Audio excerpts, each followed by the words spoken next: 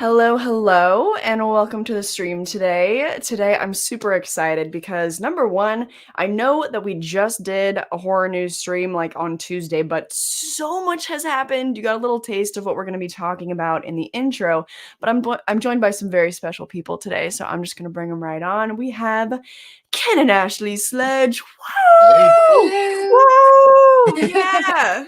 I just gotta say that intro was dope. Yeah. Oh, I thank feel so you. special. It was sick. Yeah, no, I know. I mean, the news is just bonkers today. Yeah. Plus, I'm joined by you guys, so I wanted to do something a little bit special. But how are you guys doing? We're doing good. A lot better now. Yeah. We're in Michigan and we got a bunch of snow and it's freezing out. Way So too much snow. we're very excited to be here hanging out with you and talking horror news. Yeah. Yeah, good. Yeah, now you got an excuse to stay inside, and I got you all to myself. Right. Yeah. Oh, well, along with everybody else, let's see who's here. We can say hi. Already got some opinions on the news in the chat. David Gordon Green needs to leave the horror genre entirely. We will share our opinions on that in a little bit. Can't wait. Hope that you made it. We will be covering the Mia Goth thing. Yes. Let's see. Oh, Paige. Hello. Noah. Hi, Gory Tiger. Ahoy. Hello. Happy Saturday to Kylie and the Sledges. So glad to have a second live this week. Yeah, me too. Yeah. Me too. Do you guys ever cover horror news, or is this gonna be sort of sometimes we do. We've done one or two live yeah. streams covering horror news. And it's just such a fast moving thing. Even during like our lives though, we try to update. Yeah, say like things that we learned from that week or whatever. Because for us it's kind of hard to just and I'm not trying to put anybody down or anything, but we also have 9 to 5s. We have 3 kids that do sports and ballet and dance, and so and I coach during baseball season and stuff like that. So our lives, that's why our lives are scheduled out like a month and a half in advance. That way we know we have that day off and we don't schedule anything else. So I'd love to do more like news. Like the only reason we were able to come here today, thank God, is because our son's wrestling meet in Detroit got canceled because of the weather. Like when you asked us, gotta find out what's going on with the weather first. Yeah. But we're as much as I miss watching him on the mat, this is the second best place I could possibly be. So we're very excited to be here with you. Thank you. Yeah, I know you guys are there. If you guys are new to the Sledges, their channel's linked down below. You can check it out and just see how busy these people are. Because like, despite everything they just said, you guys are pumping out content like 3 times a week, right? Do you want to tell people a little bit more about that? So we try to do videos on Monday, Wednesday, Friday is when we release our either My First Horror Movie, where we bring on guests to talk about the first horror movie they watched, how it affected them, or we do a review. You want to talk about Didn't See That Coming? We do Didn't See That Coming, where we watch a movie and with a twist and kind of talk about how the twist affected us. And then we do one called Versus, where we take an original versus a remake and we verse them together and kind of talk about both and say which one we like more, which sometimes is harder than you would think. Right. Yeah, and In Defense Of, which is probably our baby right now. It's our favorite one we're doing. I love that one right now. We've had Haunted Hippie on that one, your Maggot Mommy. Yes. Talking about the Nightmare remake. The Nightmare remake. We like to bring people on because we are genuinely positive people, and we try to be as uplifting and positive as we can. So we want to talk about movies that aren't as loved in the horror genre and talk about movies that, are guilty pleasures, so to speak, and why people should give them a second chance, and maybe find some positives to these movies that nobody wanted to give that second chance to. And I just love hearing people defend movies that they love. Like, I love the passion of it. The funniest thing about In Defense Of, real quick, because I know we got a lot to talk about, but the very first episode we did, we were joined by Josh, the drummer from Coheed and Cambria. Oh, yeah. And it was on Jason Goes to Hell. And I was like, hey, we're going to do this movie. And Ashley was like, I'm not going to be a part of this episode because I have nothing positive to say. And I was like, oh, come on. It's one of my favorite movies. But it's just fun getting to hear people talk about movies that, a lot of people in the genre aren't a fan of, and hear why it's worth defending and why it's worth giving a second chance to, and trying to find the little positives that maybe you didn't see the first time around. Yeah, I just did. I reacted to my followers' unpopular 2023 horror opinions, and usually, like, my favorite ones are when people have positive opinions, like people that are like, "I actually loved Last Voyage of the Demeter. Or, I loved Beau is Afraid." Like, yeah, so I agree. There's a lot of people in the chat. We gotta keep saying hi. Hello. Oh, Tiago made it. It is. Hey. Hey. Tiago. We got George. Time for an ice cold one. Nice, 5 o'clock somewhere. Universe is here, and Nathan cries in Spanish. Yeah. Yeah, much love for Sledgehammer Horror. They're the TMZ of horror news, but done right. Just made it. Good stuff. Oh, you're in Chicago. Got snow there too, I bet. Oof, good luck. We know. Good luck. You got Jack, Leanne, our friend, our girl. Tell Steph we said hi as well. Oh yeah, say hi to us. Oh, love you too. Hello, Natalie. Hello. My goodness, got a good crowd. I think we got some of your people here too. We must. We will talk about Abigail. We will do that. Don't worry. Hello. Oh, new cult member here. Welcome to the cult. Consider joining theirs as well. These are members of my high council. For anybody new here. Yeah. Awesome. So I mean, I know the chat's super busy. I'm probably not going to get to everyone because I have my lovely guests here today. So I'm sorry about that. But also, is there anything in particular that you guys want to kick things off with? Because I didn't plan a structure for this just because there's so much to talk about. I was like, you know what? Yeah, we figure this is your show and we're going to follow blindly behind you and support whatever you have to talk about. Yeah. Yes. Okay. So I feel like... the Mia Goth thing is kind of heavy. I don't know if I want to kick it off with that. Maybe let's talk about something really positive. Speaking of the Nightmare on Elm Street remake, Kyle Gallner. We heard some good news about him. Yes. Yeah. I'm super excited about that news. Me too. I know. What do you guys have any predictions so far as like what his role may be? Like what do you think they're bringing him back for? So I'm hoping it's like not just like he's coming back to like show the trauma and then, you know, die and be done. Like I hope like we get kind of like his story. Yeah. Like what he went through. Oh yeah, sort of like what's her name? Sosie Bacon. What her character's Rose? Yeah. Was it Rose? Yeah. I think so. Yeah, where we got like her backstory. But he's like not gonna be the lead. So I don't know. I'm kind of scared he's gonna be the opening kill. He's gonna be the opening kill. He's gonna show the trauma to somebody else and then probably move on. I think it could be that, or I think honestly, what I think is he could be like the one guy was in part 1, the guy that was in jail. Like the that was like, get her away from me. He could be, maybe he's in a mental hospital, or maybe he's in jail, or maybe he's something like that. How did he pass it? Like, how did he get out of it? Because he turned himself into, like, he's protected all the time. Yeah. He's got 24-hour surveillance over him in jail. And that's why with this one, you know, I think Kyle Gallner maybe be, you know, that person that maybe he's not a main character, but maybe he could be like Allie Larder in Final Destination 2. I was just going to say. While he's not the main character, he does have a main arc in the story. You know, he could be the person that is trying to help on this side. You know, we just talked about this on our most anticipated when we had you and Cody on, talk about how we really wanted Smile 2, but we wanted to make sure Gallner was returning before we got our hopes set too high. Right. So once we got that news, you were the first person me and Ashley texted. We were like, our wishes came through. Yeah. You know, so I'm very excited to see where we go in this. I'm with you guys though. I love him in everything he does. Yeah. He's so good in everything. He is an actor. Yes. And I don't want to see him Drew Barrymore this. Yeah. You know, like that. I don't want him to be the big name that brings people in to die in the first act. Right. Yeah. I agree. I wonder how much the filmmakers are like in tune with the community and if they hear that, you know what I mean? Yeah. Because you never know. It's hard to find a Kyle Gallner movie where even if he's got a little role, he's not one of the most memorable people in the film. Scream 5. Yeah. Scream 5, the Nightmare remake. You know, everything he does, he's just one of those people that every time he's on screen, you're just like, gosh, this guy's so good. Like, he is so good. Did you guys see do you see him in The Passenger and Mother May I this past year?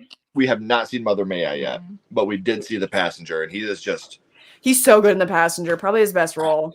He's so over the top, but yet like you want to love him. Like I want to love him. Yeah, it was definitely. I don't want to spoil anything about that movie because I don't think a lot of people have seen it. Yeah. I think it just dropped to Amazon Prime though, so now people can see it more. But yeah, definitely his most like layered character. I want to see more of that for him, which is kind of why I'm like pulling for a bigger role in Smile 2. But even though I'm not like super optimistic about that, but we'll just have to wait and see. I thought it was fine standalone.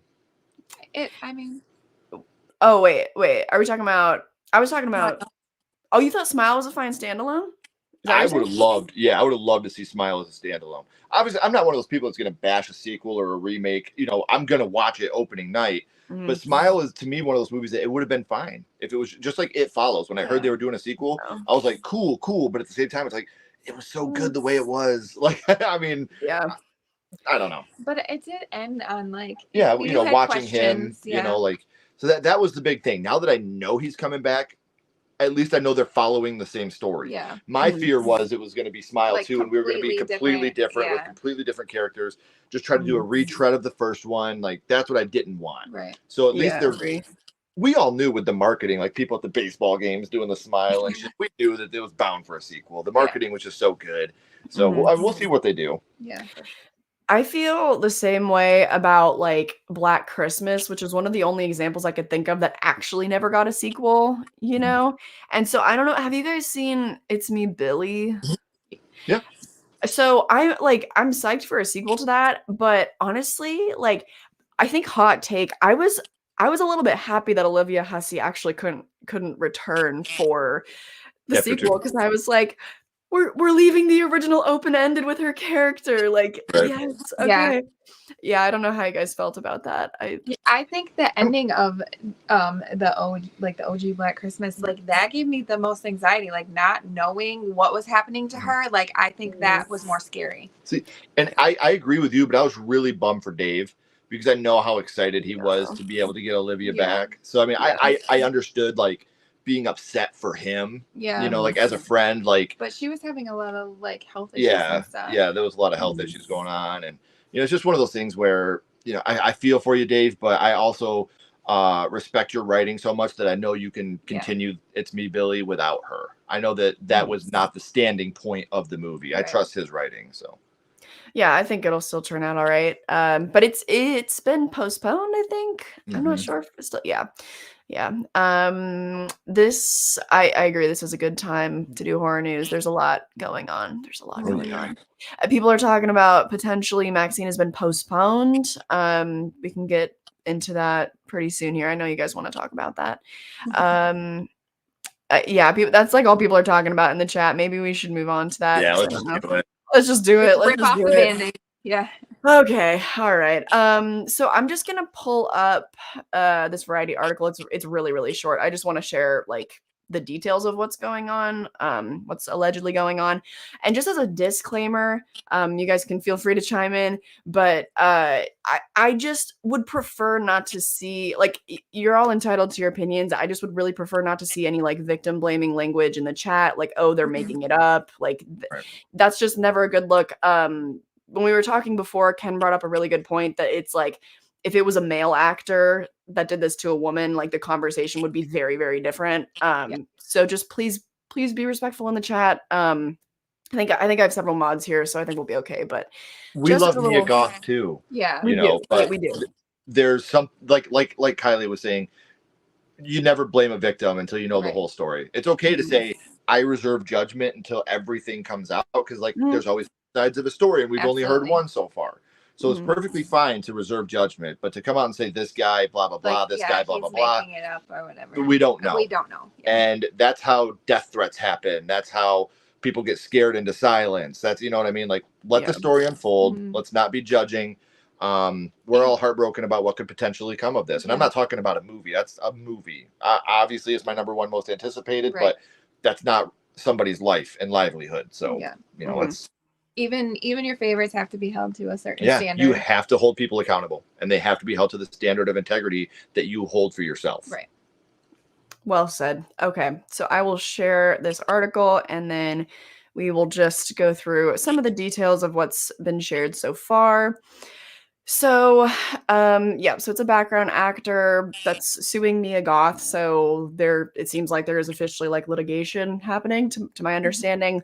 And let's see. So Hunter was hired for 3 days of work to play a role, blah, blah, blah, background work. He lay on the ground for several hours covered in fake blood, enduring ants and mosquitoes, which that's just showbiz, baby. That's, um, Goth was to run past him and sometimes step over him, look down and keep running. On the fourth take, she nearly stepped on him, and so he complained to the second AD, and the concern was relayed to her. So on the next take, according to the suit, she deliberately kicked him in the head with her boot. He went to the bathroom and she came in, taunted, mocked, and belittled him, daring him to do anything about it. So when he was driving home, he got lightheaded, had to pull over. And then the next day, the casting agency told him that the production didn't want him back for the remaining 2 days. So the suit is accusing Goth of battery and includes a wrongful termination claim against A24, Goth, and West. So some pretty serious stuff. I think I saw somewhere else that he got a concussion. Like he was pretty severely injured. Which again, this is all my opinion, and I'm no type of like medical professional or anything, but I've had a concussion before. You have to hit your head pretty fucking hard to get a concussion. Like, that's so serious. In my opinion, it doesn't sound like an accident. In my opinion, it seems like this suit might hold some water. What do you guys think? Again, I want to make it absolutely clear, like Kylie said, this is all opinion. Yeah. We're all entitled to ours. I hope that this isn't the way it went, but if it is, I'm extremely, extremely disappointed. Yeah. The kick is one thing, and that's bad enough. Like that right there is bad enough. But to follow this person to the bathroom and taunt them, belittle them, egg them on, come on, do something about it. Yeah. Like I just want, like I was saying earlier, I want you guys to picture this being the Guardians of the Galaxy 3 set, and Chris Pratt did this. He kicked a woman in the head after she complained, and then he followed her to the bathroom and was like, what you going to do about it? Come on, do something. All of us would be ill about it. And abuse is abuse. I don't care if it's a female to a male to a male, a female to a female. You can't do stuff like that. And like I said, I hope that there's another side to this story that we could potentially hear. I agree with you, though. It doesn't look good. It's a very bad look. I'm very upset about it, as I love Mia Goth. We just talked the other day about how this could potentially be one of the best trilogies in horror history. Well, I mean, ever since X, I've been obsessed with her, because of how great she was. But there are bigger things than movies. Yeah, there is. And being a good person and respecting other people, leaving your hands to yourself is something very important in this household. It's kind of like one of those things where you meet one of your favorite idols, and they become a total piece of crap, and then it's like you look at them differently after that. So I don't know. And having a bad day doesn't mean you can kick someone in the head. Yeah. If somebody complained about it, obviously there was a real fear there. Like, hey, she got close to me. Can you ask her to calm down a little bit? If that's enough to set you off. Yeah, that's crazy. A little much. And again, this is all opinion. I want to keep reiterating that for people that are live or people that come back on a rewatch. I hope there's more to the story. Yeah. The last thing I would ever do is jump to conclusions and say guilty, not guilty on anybody, anytime. Right. But I just really hope that there's a good outcome to this. Yeah. I really do. Yeah, and also just from what I read in the article, this is no reflection on how I feel about what Mia Goth potentially did. I did find it a little bit funny that he was, reported like to the news. He was like, yeah, I was covered in fake blood and was dealing with ants and mosquitoes. I was laying on the ground for hours. And it's like, yeah, that's just making movies, and like people get hurt a lot, and it's like, I think that's a valid complaint to talk to the second AD about that. But also like a lot of the stuff prior to like the awful shit that potentially happened, like I'm like, that's just kind of movies. Like that's just kind of making movies. Like you go through hell and it's awful and you will be covered in fake blood for 12 hours. Like, like that's just kind of how it is. So I'm like, maybe we just had two divas like Sure. butting heads. Like you've been on movie sets. We've been on movie sets. Yep. You know what you're getting into. Yeah. Yep. You don't show up that day and they go, all right, you're going to lay down for 12 hours. We're going to cover you in blood. Deal with it. That's not how it goes. You know what you're getting into before you get there. Yeah. That part you signed up for. You didn't sign up to get kicked in the head. Right. Obviously, but you did sign up for that. Yeah, I agree with you. To complain about that is like me complaining about having to cash out people for car parts when I'm at work. That's part of the job. Complaining about feeding your children. Yeah. It's like, I mean, we do complain about that. It's really expensive, but yeah. But I get what you're saying. Like that to me is ridiculous. Like that part. Yeah. I'm covered in fake blood. I'm laying on the ground for hours. Yeah. You knew that. Especially at being an extra, I'm sure you've had to do worse things than that. Jump up and you accepted the job. You continue to do the job. Like that part to me is like, it's what do the kids say? It's extra. Yeah. Extra. The kids. You're doing too much. Yeah. I think what I'm saying is just that like I guess I wouldn't be surprised if we see some sort of rebuttal from like her legal team about him being a diva and him being, really green on set and like not delaying production with his complaint. Like I just wouldn't be surprised if that's going to be sort of their rebuttal to it. But again, doesn't really excuse the person's actions. Absolutely. So let's see. I'm quite behind on the chat. So let's see what the people are saying. Making light of it a little bit, but yeah, the Pearl Letterboxd reviews are probably going to be Mia Goth playing herself, which I also was going to say, because we were talking a little bit about like Christian Bale and method acting and stuff. Mia Goth plays some pretty heavy, crazy people. She does. Very well. Again, not excusing her getting that far into character, but let's see. I'm sorry, I'm super behind on the chat. I've seen victim blaming and denial on Reddit. I was thinking the same point of the gender roles. Yeah, it'd be different. Always wait to reserve judgment until all the facts are in. The wise thing to do. I know I'm using a lot of protective language. I just really want to stress this is all speculation and opinion because we have very little information at this point. Right. So it's been pushed back so many times. It may not even be good at all. I don't know. Is that your guys' concern at this point? No. With Ty and Mia being the writers on it, I'm confident that the film will be great. The amount of pushbacks I think is more writer strikes, actor strikes, stuff like that. I don't think that it's going to really impact the quality of the film. I'm just nervous about where this puts Mia as a person, because even if this was, let's say that this, again, being on sets, I've had to slap people. I've had that's been part of my job while I've been on a movie set is to slap a female. Accidents happen. So who's to say that she didn't accidentally stomp on the guy when she's trying to, again, I know it's far-fetched, but it could happen. She could have not meant it. And now you have this person who's obviously, if this comes out that this is exactly how it went, this guy got a concussion, she has to live with that too. Yeah.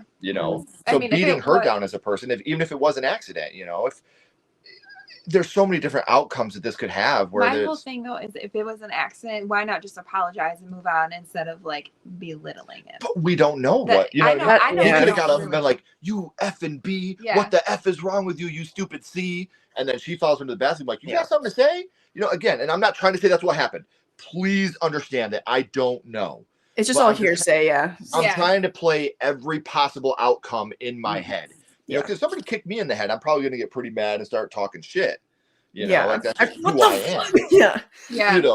So who's to say that they didn't start an argument that escalated into, you know what I mean? Again, I don't want to say he was wrong. I don't want to say she was wrong. And that's all I'm trying to say. Yeah. We don't know. We don't know. Exactly. Anything could have happened. And like I said, this could permanently put a damper on her career over something that we don't know was an accident. So that's why I really want to reserve judgment, because I hate throwing out the word canceled because it's the dumbest fucking thing in the world. But it was an accident. I hope it was. I hope this is a misunderstanding, and I'm glad he's okay. Yeah. Like you said, I've had a concussion. I got hit in the face with a baseball when I was younger. I couldn't imagine trying to drive home with that. Yeah, third baseman.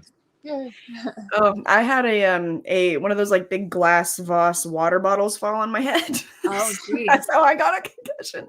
That's still rough. Yeah. Yeah, no, I was like kind of out. I was a little loopy for like a week. Yeah. Yeah. It like completely like messes with your brain. Oh, it does. It messes with everything. Yeah. You know, that's what they talk about Mhm. football players and CTE and stuff like that, the repeat concussions and stuff like that. So brain injuries are nothing to, scoff at. Right. You know, No. concussion, back when I was young, it was, I rub some dirt on it, get back in there. You got your bell rung.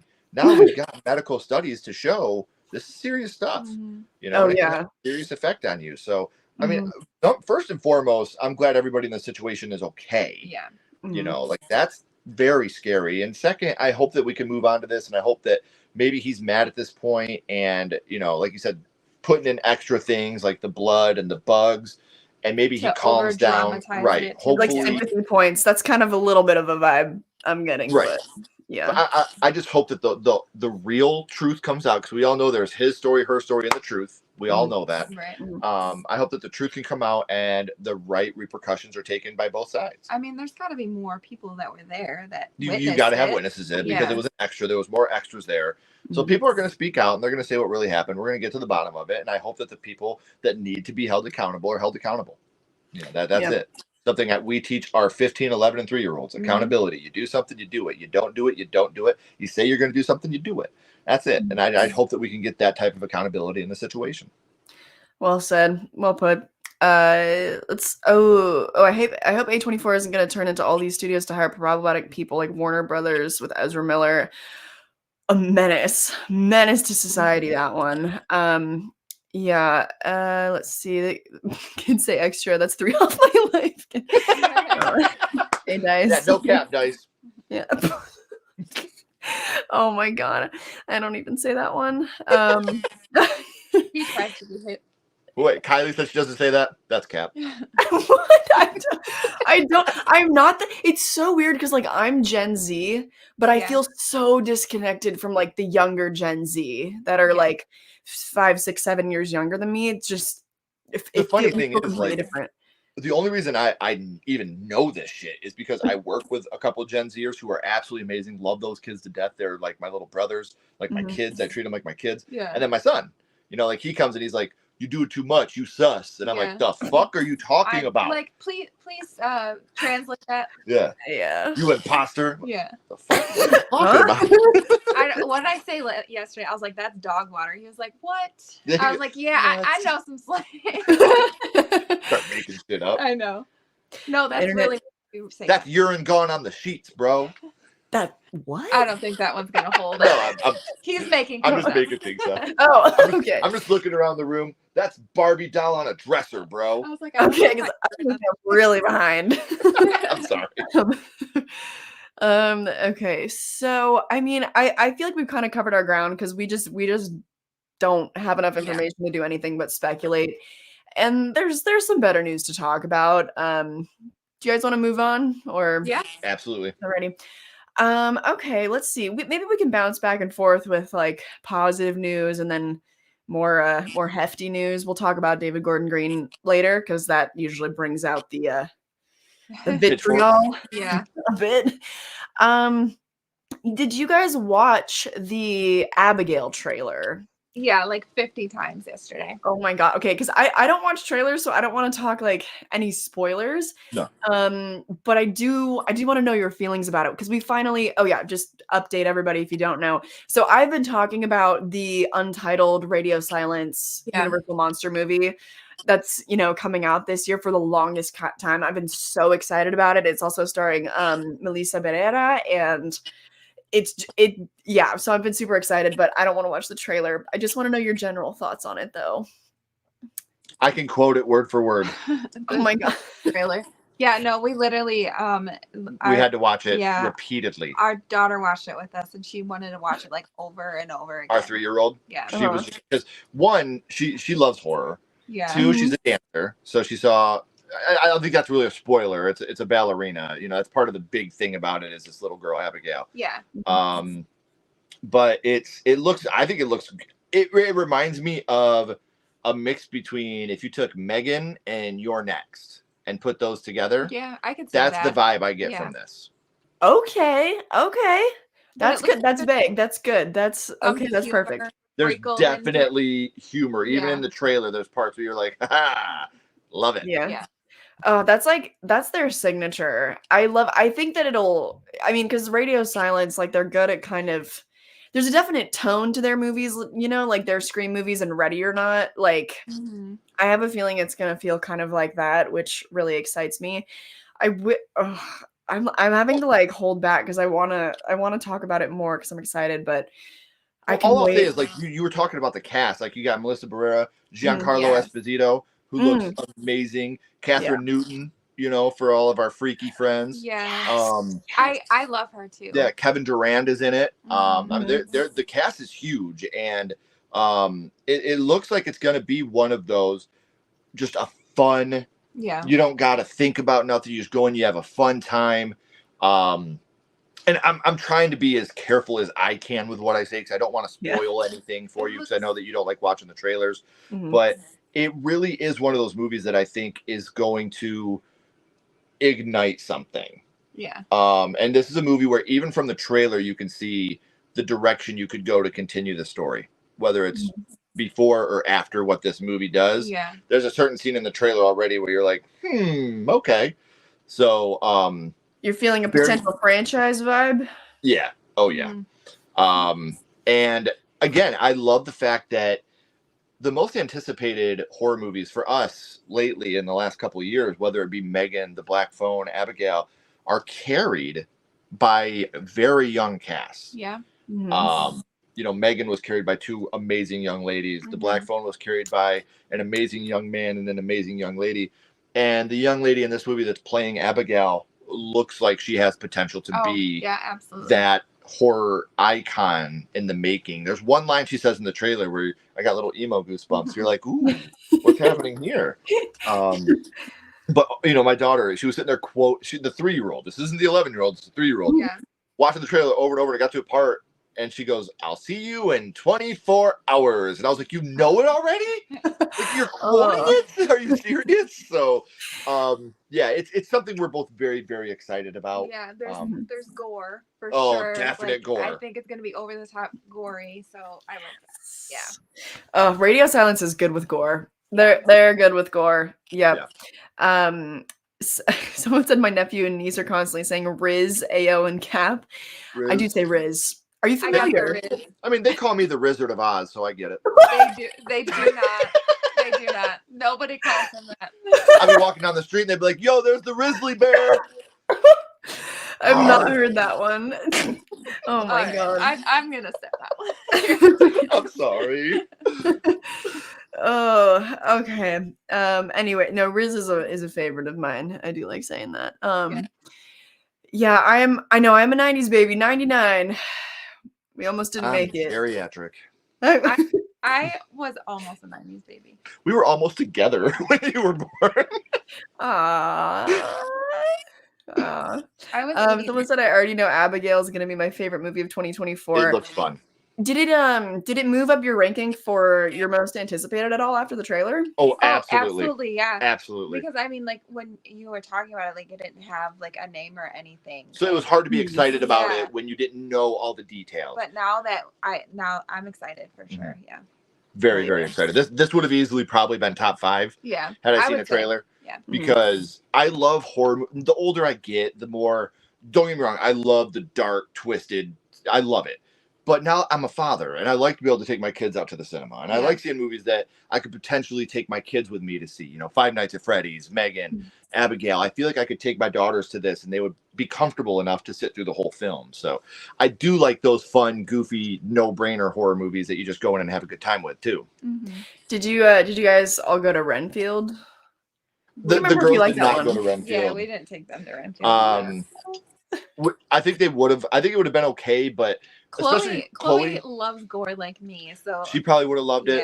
My youngest, she has to have a relatable character for her. Like with Megan, she had Megan. With Abigail, she'll have Abigail. With Five Nights at Freddy's, she had the animatronics. So you have to have that thing that really brings them in. And I think that, we'll be able to, I think Abigail will be another one for Kenley to be able to go see too. Yeah. Yeah, that makes sense. Someone said it's literally the lost cousin of Ready or Not visually. Yes. I love that. Because for a long time, Ready or Not was one of my favorites of all time just because of the look of it. Like, I love green hues in horror, like The Ring and Saw and stuff. Double feature, they're really looking forward to it too. Which good to see you guys here, by the way. I seriously get a Ready or Not, Megan, and I get a lot of Your Next in there too. Like I feel a lot of Your Next vibes in the trailer.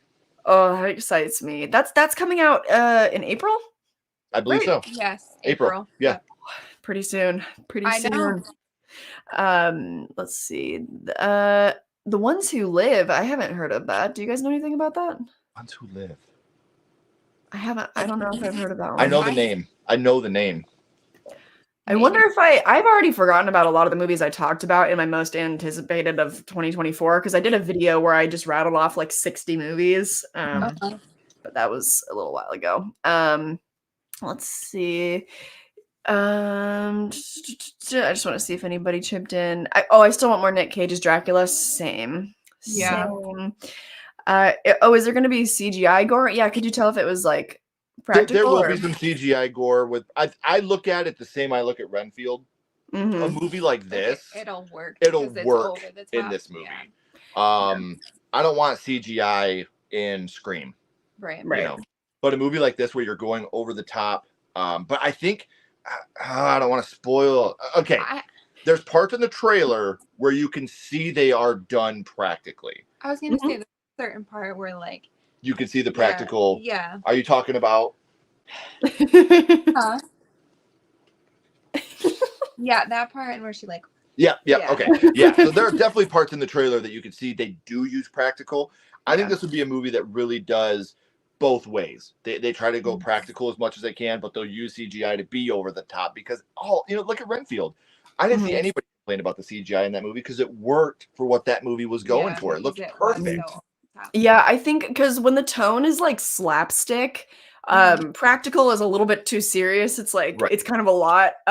So yeah, when it's CGI, it like almost makes it funnier, because it's just a light layer of stupidity, Right. I really like that. And it works. It works for sure. And also I said this in my last video too, but I think that it also helps like it offers more of like a gateway like to horror for people that don't typically watch the genre. It's a little easier to consume. And then my hope is that, it helps them like dip their toes and like get into it. Yeah. Right. Yeah. Well, I've seen this. What are some other movies like Abigail? If you like Abigail, you may like, and then you start going down that rabbit hole. We've seen it and we love it. Yeah. Yes. I was just thrown in as a young kid. Like I had no transition. We got a tip. Thank you. Sledges, can you do an In Defense of Blood and Honey? I feel like the only one on earth who enjoyed it. Quickly became my favorite guilty pleasure. So bad it's good. Where do you guys stand? Well, here's the thing. In defense of, we bring a guest on to talk about the movie that they want to defend. DM us on Instagram. Let's set something up. Let's bring you on. We'd love to bring you on. We're on Instagram at Sledgehammer Horror. DM us if you're comfortable being on camera. We will bring you on. We'll defend that movie because I think that could really ruffle some feathers to defend that movie. I would be curious to hear the. Yeah. So yeah, absolutely. We love to work with anybody. So if that's something you're comfortable with, I know some people are not comfortable being on camera. If you're not, that's okay. I used to be like that. Right. I made her do it. Yeah. So if that's something that you're okay with, DM us on Instagram and I'll be happy to set something up and we'd be happy to make that happen. Yeah, get some good rage bait, get those clicks. Yeah. That's what I'm hoping for. Yeah. Okay. CGI blood should be outlawed in horror. Practical blood squibs are unmatched. All right. I do hate a lot of CGI blood. Again, for me, it depends on the film. Like if we're talking The Dark and the Wicked, I don't want to see CGI. Yeah, or Final Destination, the CGI blood. Don't want to see it. It's so bad. But again, CGI has its place. I think that just like, we talk about it all the time on the channel. It's like seasoning. Your practical effects should be your mashed potatoes, and your CGI should be your salt and pepper. Yeah. Season your practical effects with your CGI, But if you put way too much seasoning on there, your potatoes are going to taste like shit. You know? Yeah, I think I haven't watched it in a little while, but I feel like the Friday the 13th remake from 2009 has a really, really good blend to the point where like I didn't even realize that some shots were supplemented with VFX. Yeah. There's like That's I how think it should be. yeah, like 1 or 2 machete kills where it's like the blood and stuff is real. But I didn't realize that like when he pulls the knife out, the knife was VFX, like Right. you know, stuff like that. Yeah, I guess I disagree. I do think CGI has its place. For the reasons we were talking about earlier, like double feature, they agree. They're talking about The Walking Dead, the next That's series what of The it Walking is. Dead. With Rick and Michonne. Oh, okay. I'm excited for it. Oh. Seeing Rick and Michonne back. We watched The Walking Dead the day it came. We were diehards for a long time, and then they killed Carl. They killed Carl, and we just like fell off. Yeah. Oh. No, Carl's my boy. I fell off The Walking Dead after like season 5. I never finished it after that. It's not really for me. So unfortunately, I can't really engage with you there. But someone wants. I'm Kylie, not Kaylee, but close enough. How do I turn my brain off to ignore trailers for my most anticipated movies? I seem to have absolutely no capability for that. I don't know. I mean, these guys always watch trailers for the most anticipated. It's just for me personally that like I feel like trailers spoil too much. Yeah. And I find that I just enjoy movies so much more when I go in blind. Do you guys ever avoid trailers, or like do you feel like it We do the same thing with every trailer. We always watch the first one. And then like you get your red band, your green band. We never watch a second trailer. No. And if it's a sequel, never watch any trailers. But there are certain ones that we don't watch trailers. Like last year, we never seen a trailer for like Cobweb. We went into that completely blind. And Halloween Ends. Never seen a trailer. Same. Every time we literally walked out of a movie while the Halloween Ends. I heard the do do do do, and I was like, nope. Got up and ran. Like, nope. Yeah, because we didn't want to see it. I think just like if it's something you're really, really, really excited for, the best way I could do it is watch the first 10 seconds of the trailer, watch the last 10 seconds, give yourself a little bit of glimmer of what it is and cut the meat out in the middle. Because they usually do the spoiling right in the middle of the trailer to keep you involved. Yeah. It's hard for me because I'm one of those people that like, I don't give a shit if something's spoiled 90% of the time. I don't care. Which it drives me crazy because I'm the total opposite. And so if he knows, I'm like, well, now I have to know. You can't know and not me, but I don't want to know. You need to tell me. And then I'll tell her. She'll be like, why'd you tell me? That's exactly. Yeah. He can't win. Welcome to marriage, guys. Yeah. I don't know if I have advice for that. For me, I think I've just been burned one too many times that I just don't have any faith in trailers anymore. So I feel very turned off to them. But like, I mean, it's still hard because even we were just talking about Abigail and I'm like, I want to ask more questions. Like I'm excited, especially when you hear good things about the trailer. But it's like the best horror and the best comedy because they operate on the same formula. It's like they operate on subverting your expectation. So if you build up any type of expectation or you see some of the best jokes or some of the best, kills or best tense moments in the trailer, then it's like, well, I've already kind of ruined that for myself. Right. So a lot of times, like I'll bring in my AirPods into the theater and I'll be like watching something or listening to music like on my phone during the trailers or something, where I just don't go in. Like I'll leave like Ken did. Right. Yeah. So, what were we talking about? We were talking about Abigail, right? A lot of tangents, good tangents. So, do you guys think it's time to talk about The Exorcist? Yeah. Bring it on. Let's do it. Yeah. Okay. So we didn't really get a lot of information. I just sort of like skimmed the article that they wrote about it, and there really isn't any specific reason why he's leaving. It says that it's because he's busy working on a feature film, Nutcrackers, and TV series The Righteous Gemstones. But the thing is, like, he was contractually obligated for the trilogy, no? Right. Yes, he was. So I don't even feel tinfoil hatty saying that, like, my best guess, honestly, is because they spent so much on the rights, Universal did, like the $400 million. Exorcist Believer, despite everyone hating it, it still made a lot of money. I think it was David Gordon Green, and the reason why I don't think that he left earlier is because there's probably just like a lot of contractual stuff he had to get out of, and he probably had to like lawyer up and be like, listen, I just think he was over it. What do you guys think? I hope you're ready for a hot take. Oh, I'm bummed. I thought. Well, they said that he's still gonna stay on, right? As like that's where I'm bummed. Yeah. I love David Gordon Green, the director. I do not love David Gordon Green, the writer. Yeah. Yes. The best thing about Halloween Kills and Halloween Ends is the direction and the cinematography. Right. That is the best thing about The Exorcist, besides the young lady's performances, was the cinematography, the direction. I'm really, really bummed that David Gordon Green is not returning to direct. Now that being said, whoever they bring on, it may get me a little more excited. Yeah. But I don't get the, torch and pitchfork thing over David Gordon Green's direction. As a writer, even when it comes to like Pineapple Express and stuff like that, a lot of his dialogue is clunky and ridiculous. And I've felt that way a long time with him as a writer. With him as a director, I think he's got an amazing eye for direction. So hearing that, I wish it would have been flopped. Like David Gordon Green is leaving the writing process and he's sticking on as a director and just, giving his eye as a director. I would have loved that. But to have him leave as the director, it really bummed me out. As someone whose favorite subgenre of horror is, exorcism, supernatural, religious horror, I'm going to watch every single one of those movies. I'm going to. I love those type of movies. Those are the ones that have scared me the most my whole life. And again, if you could get a Flanagan or a Wan or a Winnell to come on and do this, yeah. Yeah. I don't want to see David Gordon Green do Scream 7. Yeah. So I don't know. Again, I know I'm in the big minority here. I really like David Gordon Green as a director. And I think that that's been a lot of the saving points of the movies that he's done, where the dialogue and the story have, pooped out halfway through the movie, whether the movie dies tonight or whatever.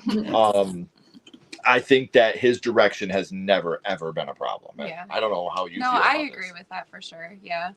You share the hot take? I do. Yeah. Yeah, that's given me a new perspective because I did praise the look of the movie. Like I really didn't have anything else good to say, but I was in agreement with everyone else that it falls apart after the first act. But I was really swept up by it, and the direction is really great. But it also, he just never really seemed like the guy to do The Exorcist in the first place. Like, he made sense to me for Halloween. Slashers typically have a little more comedy. They're a ruckus. They're a wild romp, anyways. And so that made sense to me. The Exorcist, he never really made sense. They just attached him onto that because of Halloween. And it's he's the big guy right now at Blumhouse and whatever. So I don't know. I haven't really given much thought to who I would rather see do it. I was just going to ask you, both of you, who would you want to see as the director? Because I know who I would like. And mine's a little bit out of left field, but I know who I would like. Who would you like to see do it? Oh my gosh, I don't know. I think this is going to be crazy. But what about a Julia Ducournau? The lady that gave us Titan and Raw, she would, I don't know. She would take it to, I think, because the root of the franchise, I'm not even going to say the franchise, the original movie, it's just that it's so horrible. And her movies have given me some of those bad feelings, just the bad vibes. And I just, and the new one, one of the worst things about Believer was just that it felt so sanitized. There was nothing that was super shocking about it. It's okay, they did pull off the one cardinal sin of horror, who passed away, but I don't know. That's just off the top of my head. I don't know. She could take it there. What about you, Ashley? I don't know. When I think about exorcisms, there's so many exorcist type movies out there, and I feel like for every 5 there's a really one that's really good that stands out. So I think The Conjuring is like one. I consider that kind of to be like a possession exorcism movie. Yeah. You know, but I don't really want to see James Wan do more paranormal horror. He's just done so much of it. But I wouldn't say him. Maybe some people have said in the chat, maybe they have some ideas. Oh, thank you, Splattercast. Love the stream. Sorry if you already talked about this. How do you feel about David Bruckner remaking The Blob? We could talk about that next. Yes. If you guys want to, yeah. We can talk about that next. I don't think any director working right now in the horror genre and being a known name is going to want to direct The Exorcist. Yeah. I don't know. I don't. What do you guys think about that comment? Do you feel like? Can I say who I would like to do it? Oh yeah, of course. Sorry. I would love to see Brian Bertino take this movie. Who's the guy that did The Strangers, the guy that did The Dark and the Wicked. I would love to see him do this because his movies are dark. He can make it dark and scary. And there's no, moments of laughing. There's no jump scares. It's just long, dreadful moments of just complete and utter dread and anxiety. And to see him tackle an Exorcist film. I mean, The Dark and the Wicked is kind of a possession film, but it never gets to the meat. I love the movie. It's one of my favorite movies of the last 20 years. I adore The Dark and the Wicked.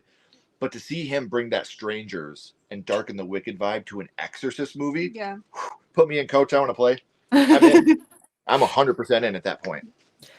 Or could tackle it. Flanagan could totally tackle it. Flanagan can do anything he wants. I feel like he can take something that isn't very well loved and make it better, so people will love it. Look what he did with Ouija Origins of Evil. The first one was a flop, and he made that movie beautiful. The Exorcist Believer wasn't that well received. Imagine what he could do with Deceiver, putting his spin on it. Yeah, because I would say like one of the main failings of Believer was that you just didn't really end up caring all that much. Like Flanagan, that's all he's about. It's just like the emotion. But in terms of he's pretty good with the bleak atmosphere too. But I was also thinking maybe like Jennifer Kent, Babadook vibes. What's she even up to these days? Like I don't even know.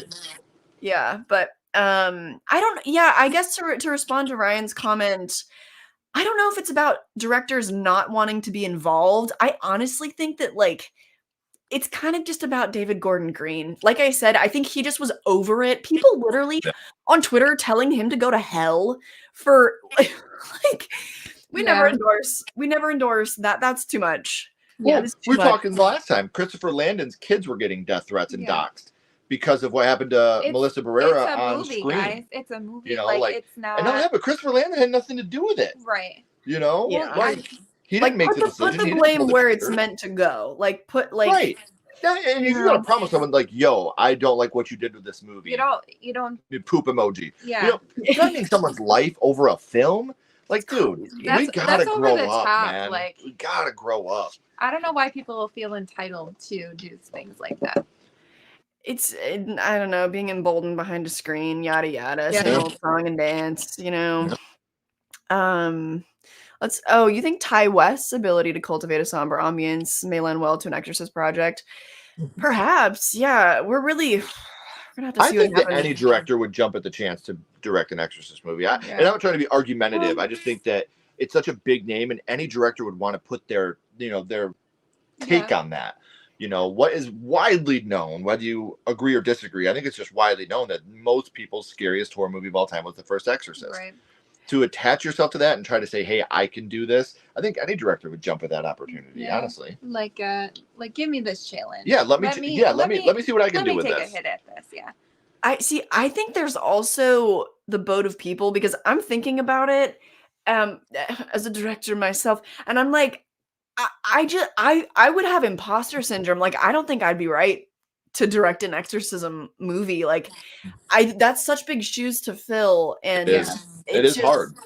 So I guess there is something to what Ryan said. Like, there probably is, maybe a smaller group of directors that are like, that have so much respect for the original that, they're like, you know what? No, I don't need to bring that on to myself. Anyway, yeah, David Gordon Green is a solid director, writing no bueno. He worked for Halloween, but not for Exorcist. Yeah. Yeah, love him as a director. Didn't like the last half of Believer. First half was solid. Yeah. Love Rose of Glass would be great after seeing Saint Maud. Saint Maud was something, man. Yeah, agree. That's good call. Oh, Fede Alvarez. I mean, I don't know if his style again, I love Fede Alvarez. Yeah. I think Fede Alvarez is great. And I don't know how his style would translate to an Exorcist, and maybe that would work. Maybe it would. You never know. I don't know. Let me see what he does with Alien Romulus first. Yeah, because I don't know, with Evil Dead, it's a lot. I mean, it's very mean-spirited and nasty and whatever, but it's still like fun, which is not really what I think of with The Exorcist. And that feels like his kind of stamp. Like that's his market, that's his tone, you know. I don't know if I really see him for The Exorcist. But some people agree. They think he could be wild for it. Sure. Yeah. Hate threats are crazy over film. Yeah. If you're not a fan of it, that's fine.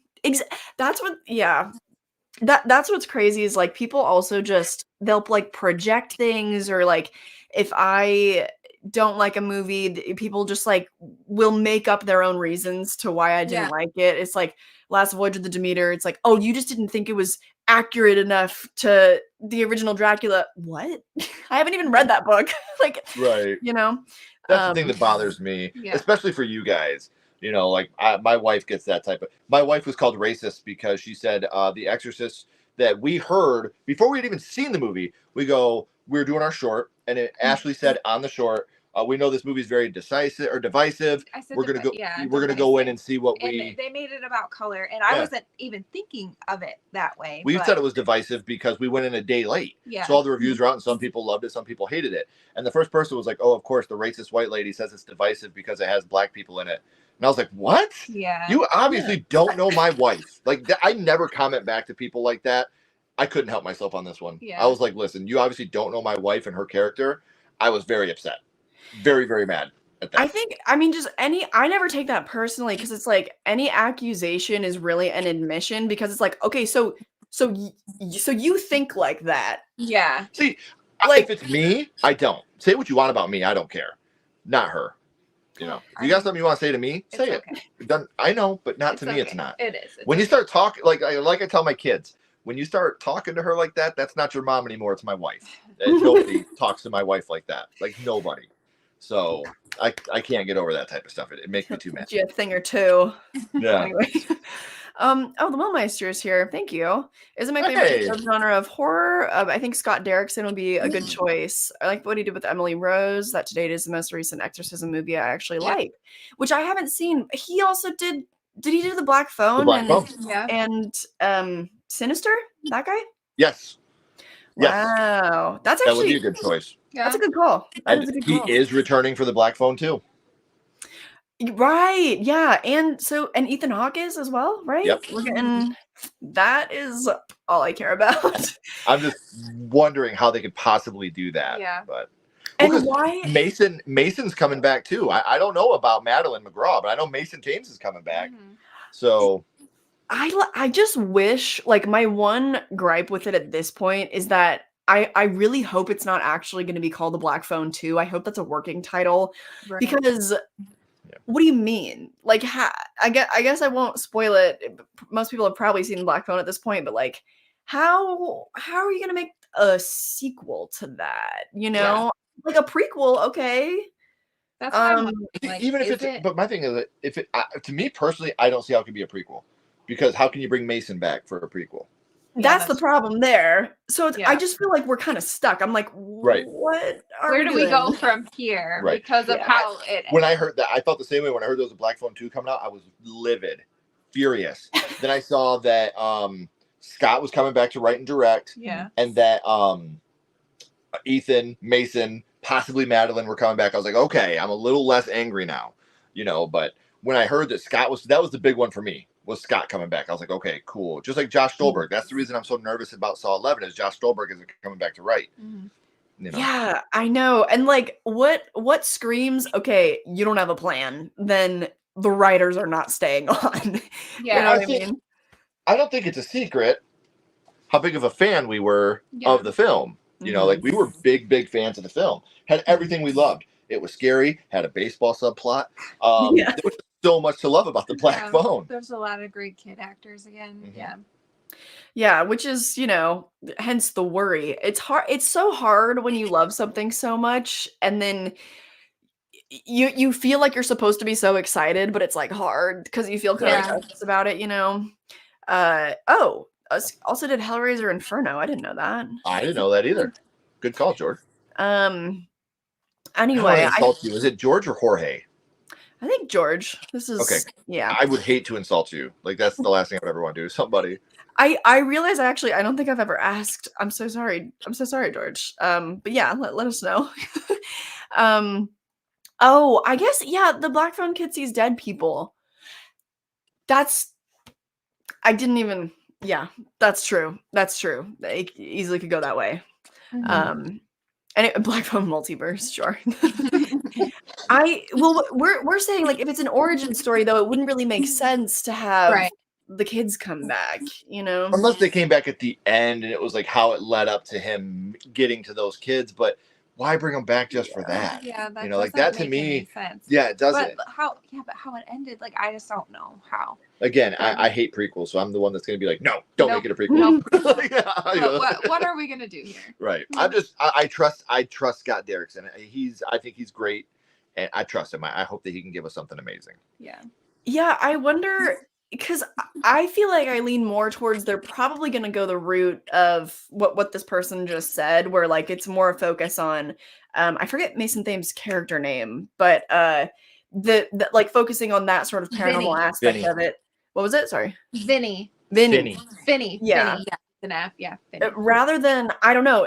Do you guys think there's going to be more of a focus on him and that kind of paranormal element, or more on the grabber and like his story? Well, my initial reaction was Mason was going to be more their story and him maybe having PTSD and you know, we'd be bringing the grabber back in the, you know, like flashbacks and nightmares, and that's how we're able to get Ethan Hawke back, because I obviously don't want to spoil the first one, which is hard not to do with that statement, but that was the impression I got, and how this has an effect on Mason's character and maybe some of the other things that are happening in his life now because of his ability to hear the phone.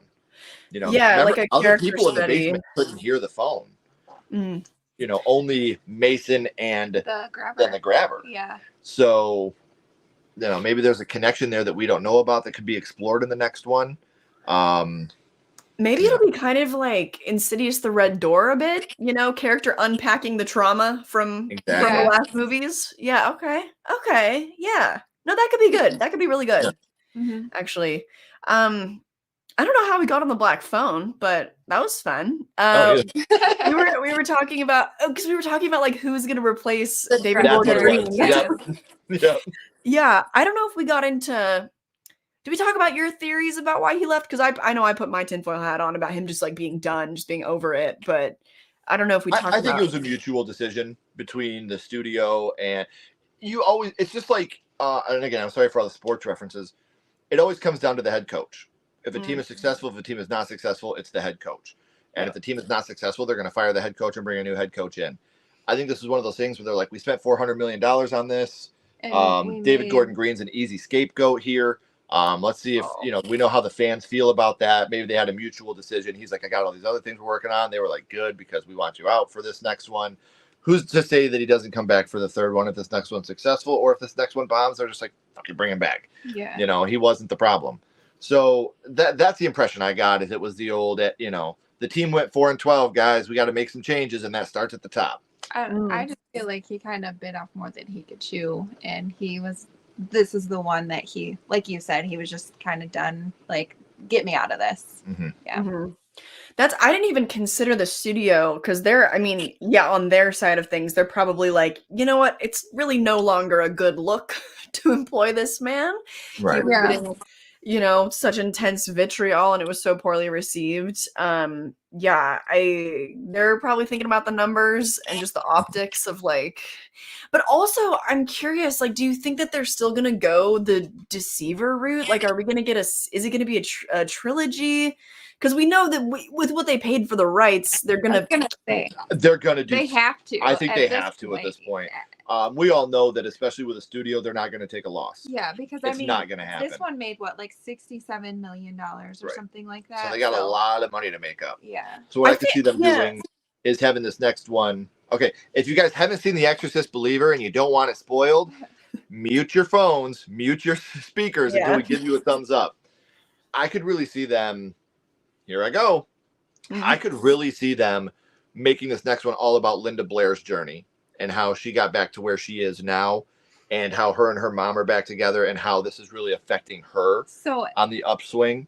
David said he asked her and she just kind of like laughed about it. So he doesn't know if that means she would come back or if she wouldn't. I also don't think the little girl's dead, because if you remember at the end of the movie, we never got confirmation that she was dead. I think because we saw the family meeting in the diner, we never saw a funeral. We never saw we saw her missing from class. We never saw anything about her being dead. So I could see the crux of the next one is Linda Blair's there with her in the hospital. She wakes up from her coma that she's been in, which is really the demon waking up, trying to get back to Linda Blair. This whole thing's been bait to bring Regan back, to get Regan out of hiding. I don't know if she'll come back. I don't know. But like I'm saying, like there's just so many different directions they could go to try to appease the old audience and the new audience to try to make everybody excited about this, because they got to bring in a big name. They got to do something. They know now they have to take a huge swing in order for this to land. So they got to do something really, really big with this next film. Yeah. I guess because I think that they're absolutely going to keep making films because they, obviously need to make up for the losses here. But my point was just that, like, do we really think this timeline of the franchise is going to continue? I guess that's where I'm just like, I don't know. I kind of feel like they might just want to pivot entirely, but I'm pretty torn on it. I think that's a decent prediction though, Ken. Yeah. I don't know. Like, my thing is, I really think that they're going to bring that little girl back. I just, my opinion, I think that she's coming back. I'm going to stick it. I think that if she would have been gone, I think they teased it at the end. Kind of like you teased Han Solo at the end of The Empire Strikes Back. I don't know. I kind of feel like they're going to go in a different direction. I think she's coming back. I don't know. I've gotten like just a handful of comments like, at least they had the balls to, do that basically. And I agree with that actually. Like, I thought that was probably the biggest swing that movie took, considering it ended up being so like generic, really didn't like it. So yeah, I don't know. I don't think they know what they're going to do either at this point. So let's see if anybody else is talking about that in the chat. I feel like you feel like The Exorcist should have this new requel trilogy. What do you mean? Wait, give the new Exorcist to the Talk to Me brothers. That'd be great. The brothers. I can't say their names. The Philippa brothers. Yeah, let's go with that. The crazy Australians. Yes. Shouldn't have a requel trilogy. Yeah. I never like. Again, I'm a stick in the mud sometimes. I don't like when you come on and announce it a trilogy right away. Yeah, I know. Never been a fan. Yeah, I know. It just, especially because, like, I don't know about you guys, but that first movie didn't give me the impression that they actually had like a well-structured plan for what the next movies were going to be. Like, it very much seemed to me like it was going to be just like Halloween, where they would see how the success of the first one went. I don't know, maybe because the Halloween thing kind of worked, even though Halloween Ends was sort of a flop. Right. Like, they thought that it would get more people engaged to like participate in this like trilogy event or something, like trying to pull a Pearl Maxine. I don't know. Maybe this one will be the flop, and then like the next two will be good. Like the flop out of the way first. Yeah, maybe. Yeah. Maybe. I'm really curious to see if they're still going to go like the official trilogy route, if they're really going to stick to that. We'll just have to wait and see. Yeah. And then next up, this next one was kind of a surprise to me, but I just saw like right before, like literally 5 minutes before we went live, that Danielle Harris did an interview recently with, I think it's called Roadkill Comic Book, that she is still hoping to return to Halloween. Like she's still campaigning herself for that. Honestly, Thoughts? I would love to go back to that timeline of Halloween, and I would love for her to come back as Jamie Lloyd. Yeah, I don't need her to come. You know what I mean? Like that's what I want her to come back as. You know, act like Halloween 5, and especially that piece of shit Halloween 6 didn't exist. 6. And pick up right after 4 with her with the mask, and you know, see where we could go from there. I wish they would have done something differently with that, with her with the mask. Like she's part of this family bloodline. Like I would love that, but you know how I am with Halloween, so that's the jam. So I know. I just wonder if like, because she wants it so badly, it doesn't seem like anybody's listening. But I also wonder, there's just the optics of like, okay, another complicated requel. So this one includes the first 4 movies of the franchise, but then it omits the rest of that timeline. And then we pick up from Halloween 4. I feel like that would be kind of alienating for people. And then the other concern I have, these are my only 2 concerns because I'd be pumped if she came back. The only other thing is like, I kind of feel like David Gordon Green told her sequel story with Corey a little bit. So I don't know. Yeah. Any thoughts, Ken? You go.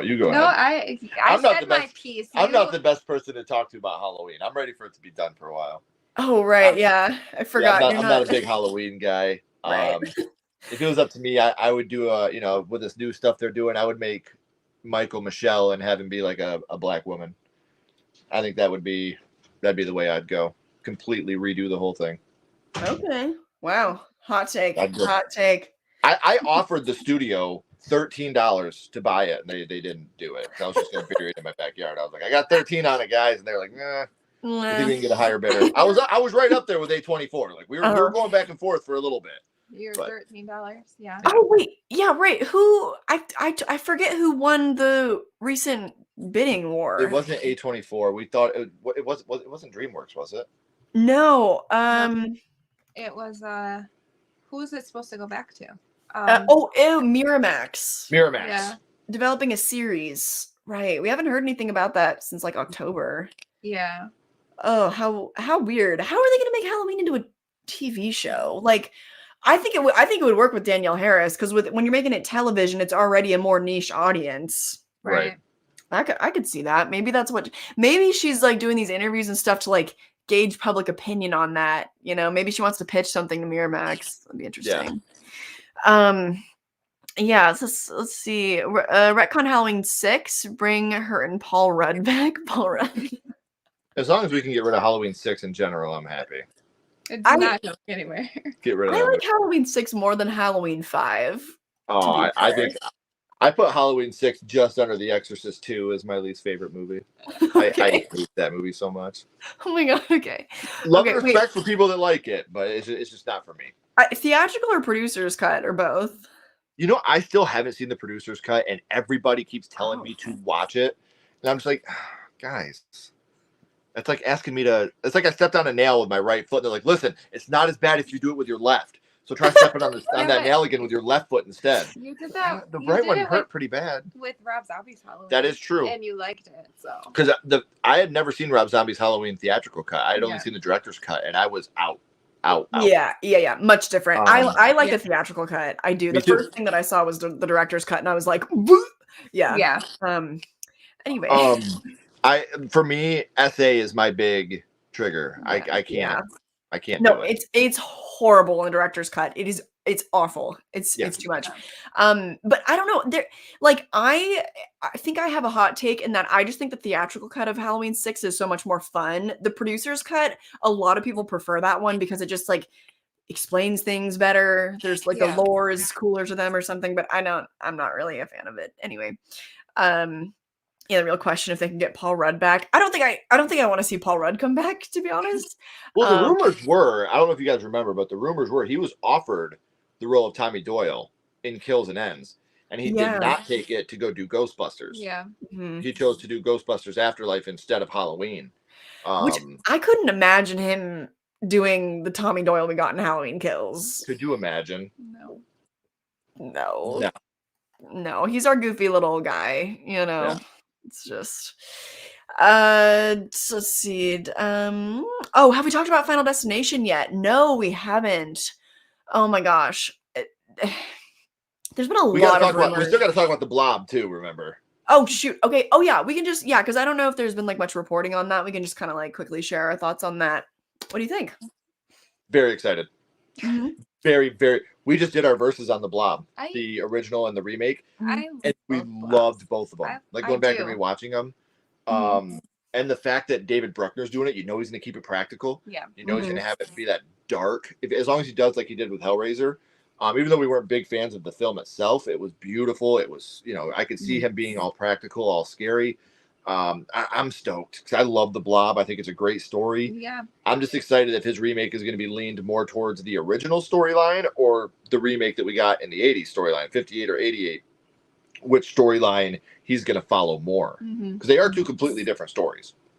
I mean, they are a little bit like there's similarities. There's similarities, but they're way different stories. Even where the Blob comes from, why the Blob is here. Yeah, that's true. There's like, a lot of differences in these stories. And they're both great. I love them both. Yeah. I like the remakes, like Reason a little bit more for where the Blob came from. But yeah, they're both really good. It's been too long since I've seen either of them, but from what I do remember, the original, like the reasoning is pretty simplistic. I could see him expanding on that in a really cool way, especially with how his Hellraiser felt like a little bit cosmic at times. I could see him getting into some cool stuff. Remind me your thoughts on his Hellraiser. I thought it was beautiful. I thought the acting was great. It just the story didn't work for me. It didn't feel like a Hellraiser movie to me. Yeah, it wasn't sexy enough. Right, for me, it wasn't sexy enough. Yeah, and if you watch the first two Hellraisers, they're so sexy and dark and bondage, and that's the Cenobites looked great. Jamie was fantastic as Pinhead. So good. I remember getting in huge fights about that movie before it came out, defending it, because of Jamie Clayton. They're having a trans person. Go read the book, fucker. They're genderless demons. They don't have. Yes, pisses me off. Stop looking for reasons to get mad. Stop Fake it. Fans. Go watch You're not real fans. Oh my god! The thing that bothers me. Do you think they don't go through a casting process of 10,000 people to try to find the best person to make them money? Yeah. Like, guys, come on, man. Like, I don't know. For me, that kind of stuff to me is I don't care about what color you are, what sex you are, what creed you follow. Give me a good movie. Yeah. Please. That's all I want. If you're the right person for the job, then right. And I didn't like the twist in Hellraiser 2022. Yeah. But like I said, the movie itself, acting phenomenal. It was beautiful. If it would have been a different type of monster and they called it something different, I probably would have liked it more because I'm really partial to the first two Hellraisers. I think they're both she doesn't like Hellraiser. I'm just not a huge Hellraiser fan, and I thought maybe this would kind of be like Prey for me and like kind of bring me back in, but it wasn't. Right. She never liked the Predator movies, and we watched Prey, and she was like, "I'm in." Yeah. No, same. Because I only watched the original Predator, and I was like, "This is so loud. Like it's just guns and man muscle." Yeah. Yeah. Well, you have to like slide off with all that grease. Yeah. But then I loved Prey. Yeah, Hellraiser. Like the potential is there, which makes me really, really excited for Blob. Just because, the Cenobites looked amazing, practicality and everything, but like you said, not erotic like not in the right ways. Not goopy, which was, surprising. Body horror. All the first Hellraiser is so body horror. I know. So, but it gives me hope for the Blob, because I think that was kind of like a general consensus. Like the reception of the new Hellraiser was just like it felt kind of flat, little bland. So I think like I have faith that he'll like have received that and up it quite a bit for the Blob. So I'm really excited for that for sure. Yeah, let's see. Yeah, I haven't seen it in a long time, but I remember I really liked it from '88. Yeah. He did The Night House. Yeah, the Night House, so good. He like it's weird because between that and Hellraiser, I'm like, oh, he's a psychological horror guy, but he's someone in the taking on comments these, said something about Night House, and I was like, he did that movie. That movie's so good. Yeah. No, that movie's fantastic. But common thread though, I don't love the ending of The Night House. I thought it failed to land the plane just a little bit. But like, yeah, it's kind of surprising to me he's taking on these really gore heavy kind of projects like Hellraiser and the Blob, because The Night House was so effective. It had been so long since I'd seen a movie that just made me itch like that. Like I was scared. I would like I said, that's one of my favorite horror love stories. Yeah. How far would you go for the person that you love? I get it, man. Like without saying too much. I just love how it makes you think like differently. You know what I mean? I do love that flip at the end. I do. I do like that. Like you're right. It is coming for you. You know what I mean? Yeah. Like, oh God. And okay, yeah, it was fantastic. Love The Night House. That could go on a tangent. Right. Yeah, I need to give that a rewatch. It's been too long. I'm glad that you guys reminded us. You would have loved to see Joe Lynch or James Gunn. James Gunn is pretty bonkers. I could see that. I don't know if you guys saw, like, do you guys watch the Guardians movies? Yeah. Are you guys? Oh yeah. Yeah, I mean, especially Guardians 3, there was that crazy oneer in that like entire fight scene. We loved the Guardians of the Galaxy movie. We're not huge. I love superhero. I have a big long box of comics right over there, but I'm just burned out on them. In Guardians 3, I was like, okay, I remember why I love these movies. I know. Oh, they can still be good. Like, And I cried. I did too. I did too. It was heartbreaking. Yes. Like, oh my God. Okay. We were gonna move on to where were we? Final Destination. There's so many rumors. I don't know if you've looked into it at all. Have you looked into it? Because I've really just scratched the surface. Can I read something to you? Sure, yeah. If you guys don't want to be spoiled about Final Destination 6, mute again, because I'm going to read a little bit of an article about it. This is like an alleged leaked plotline, right? Yes. Okay. The synopsis for the movie reads, just as she's about to leave home for college, 18-year-old Stephanie, who's been having horrific nightmares about dying in a tower incident in the 1960s, discovers that her dream is actually a premonition. What happened to her grandmother, Esther, who thwarted death 50 years ago, but is now running out of time. Stephanie learns that though her grandmother thwarted death until she died in the 80s, death has been going after the would-be victims of that long-ago catastrophe, killing them off and then going after their children. Stephanie and her family realize that their bloodline isn't safe from death, who will take them violently and gruesomely in order unless someone like Stephanie figures out a way to stop it. Final Destination 6, Bloodlines, which is the official title of the film, they should have learned with Pet Sematary, Bloodlines, will also feature a heavy return of Tony Todd. Yes, in the role of Bloodsworth. We have to. But one thing they said in this article, and I can send it to you when we're done here. One thing they did say in the article is Bloodlines is not a cheap tag. It really fits the theme of the movie. It sounds like it does. Yeah. Right. Let's hope. And they said, I feel like they have to say. Well, they said that another thing they said in this. Yeah, absolutely. Yeah, it's not a cheap tag. Another thing I was reading in this article is Death changes up his pattern a little bit. He doesn't go by number in this one. So it feels like they're really, really trying to make this their own film, because we've seen that it was about a first responder was one of the first rumors. Yeah. Another one of the rumors was it took place on a cruise ship, which I think would have been absolutely Final bonkers. Destination. I would have liked that. Yeah. Final Destination takes Manhattan. Yeah. Okay. Yeah, that was her joke. I stole it, guys. I'm sorry.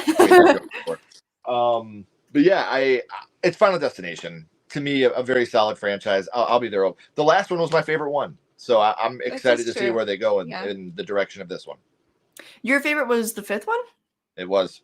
Oh wow. Okay. And have you seen the 5th one? Yeah. Okay, that's how you do a prequel, right? I agree. Yeah. That is how I didn't know. Yeah, not knowing. And then when you get there, and I was like, oh my god, I love a horror prequel. Holy shit. Yeah. Holy shit. Like such a good. That was one of our very first episodes of Didn't See That Coming. Yeah. Oh, okay. Nice. We were in the theater like. No, I know. And I didn't watch it until probably at least like 10 years after it released, when I was like really getting into horror in, I don't know, it was like 2020 or whatever. But yeah, no, and it never got spoiled for me or anything. And I didn't discover Scream until I was like a teenager. So I was watching it in like the early 2010s and never had a single Scream spoiled for me. Now I feel like with the internet, it's like, I feel bad for kids these days because they're going to have all that just common knowledge spoiled for them. But anyways, yeah, so back to Final Destination. Oh, your favorite franchise. It's pretty up there for me. I think it's probably in my top 10. It's just such a unique concept, it's a lot of fun. Mm-hmm. Really unique for a slasher. Thank you for calling it a slasher. Totally. Do people argue that? I've had people argue with me. I'm like, dude, death is a total slasher in this film. Mm-hmm. Just because you can't see a guy with a knife doesn't mean, like he's totally attacking his victims until he finishes what he has to do. Like that's like the definition for some people. Like if you're not like attacking with the knife, it's not. I also feel like the Terminator is a slasher, but that's a story for another day. No, 100%. At least the original. It operates on the exact same formula. I've said this so many times. Yep. Let's see Tony Todd. I think we've known about his return for a while. Yeah. And he I don't know if I just haven't seen enough of his filmography, but I feel like he's never been propped up for what he's worth. I'm like, I feel really similarly to him as I do with Tobin Bell. It's like we finally got Saw X where we got the ultimate performance of Tobin Bell's career. Like should get an Oscar for that. I want the same thing for Tony Todd. Like, I don't know. How much of him are you looking for in Final Destination 6? Like, what do you guys want? Yes. You just give me all of the Tony Todd. In every other Final Destination that he's been in, he's just like here or there. Like he's got this little role. So maybe he'll have a bigger role in this one because he's been through everything else. I mean, we have to. We know that there's, he knows way too much. You know what I mean? Like, but he knows all the rules to it. Like you were saying, give him the reins to hold the whole movie. Even though the movie is not that great, he made Tales from the Hood 3 watchable. Yeah. Having him have that big of a role in the movie. He made it watchable. Like he is the wraparound in that movie. And and he's the sweetest guy in the world, like the kindest, sweetest human being. Not trying to be like braggadocious or anything, but we got to meet him at Horror Hound, and we met him, and I shook his hand, and he was like, "What's your name?" And I was like, "Ken Sledge, sir." Aww. And he was like, "I get a very good vibe from you." And I was like, "I can die now, Tony. You have made my life complete. Thank you." Like he was just the sweetest guy in the world, and when you get to interact with people like that, it really does make you appreciate the work they do on screen more. And you want to see more of them because you know that they deserve it. I look at him in the Night of the Living Dead remake. He was so good in that movie. Absolutely. I still haven't seen that. Oh, Kylie, you got to see it. Yeah. I super hot take. I prefer that to the original. I think a good amount of people do. I probably shouldn't have said that because now I'm going to get like another wave of people being like, you haven't seen that yet? I've gotten that a lot. So people do understand that there's like billions of horror movies out there. You can't watch every single one. Yeah. I literally had one. I had somebody that's a member of our horror family on YouTube tell me, like, I don't want to sound like a fake fan, but I've never seen it. I was like, you didn't even got to finish. Yeah, You're like, not a fake it doesn't fan. make you a You can, anybody that says they've watched every horror movie ever is just a liar. Well, they're fake because you can't. There's no way. Yeah. Like, there's Yeah, no like, way. do you have a life? Right. Like, Well, apparently you don't, because you haven't seen the Night of the Living Dead remake. Wow, you call yourself a horror fan?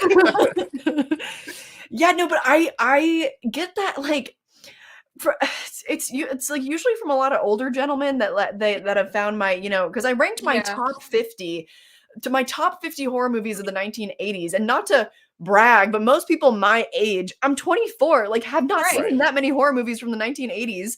I listed 50 of them that are my favorites. I'd seen more, and they're like, notably missing from your list. You forgot. Can't believe you haven't seen. I am 24 years. I was born in 1999. Give me a break. Yeah. What makes me mad about that is, like, what it should have been worded at is, wow, I think your list is really fantastic. If you have time, you should check this out. Like, this is a film that I like from this, from this generation, from this era of horror movies. There's so much, like, just the condescendingness. I hate gatekeeping too. Like, please. And it happens a lot more to Ashley and Kylie than it does to someone like me, and that's where I get irritated.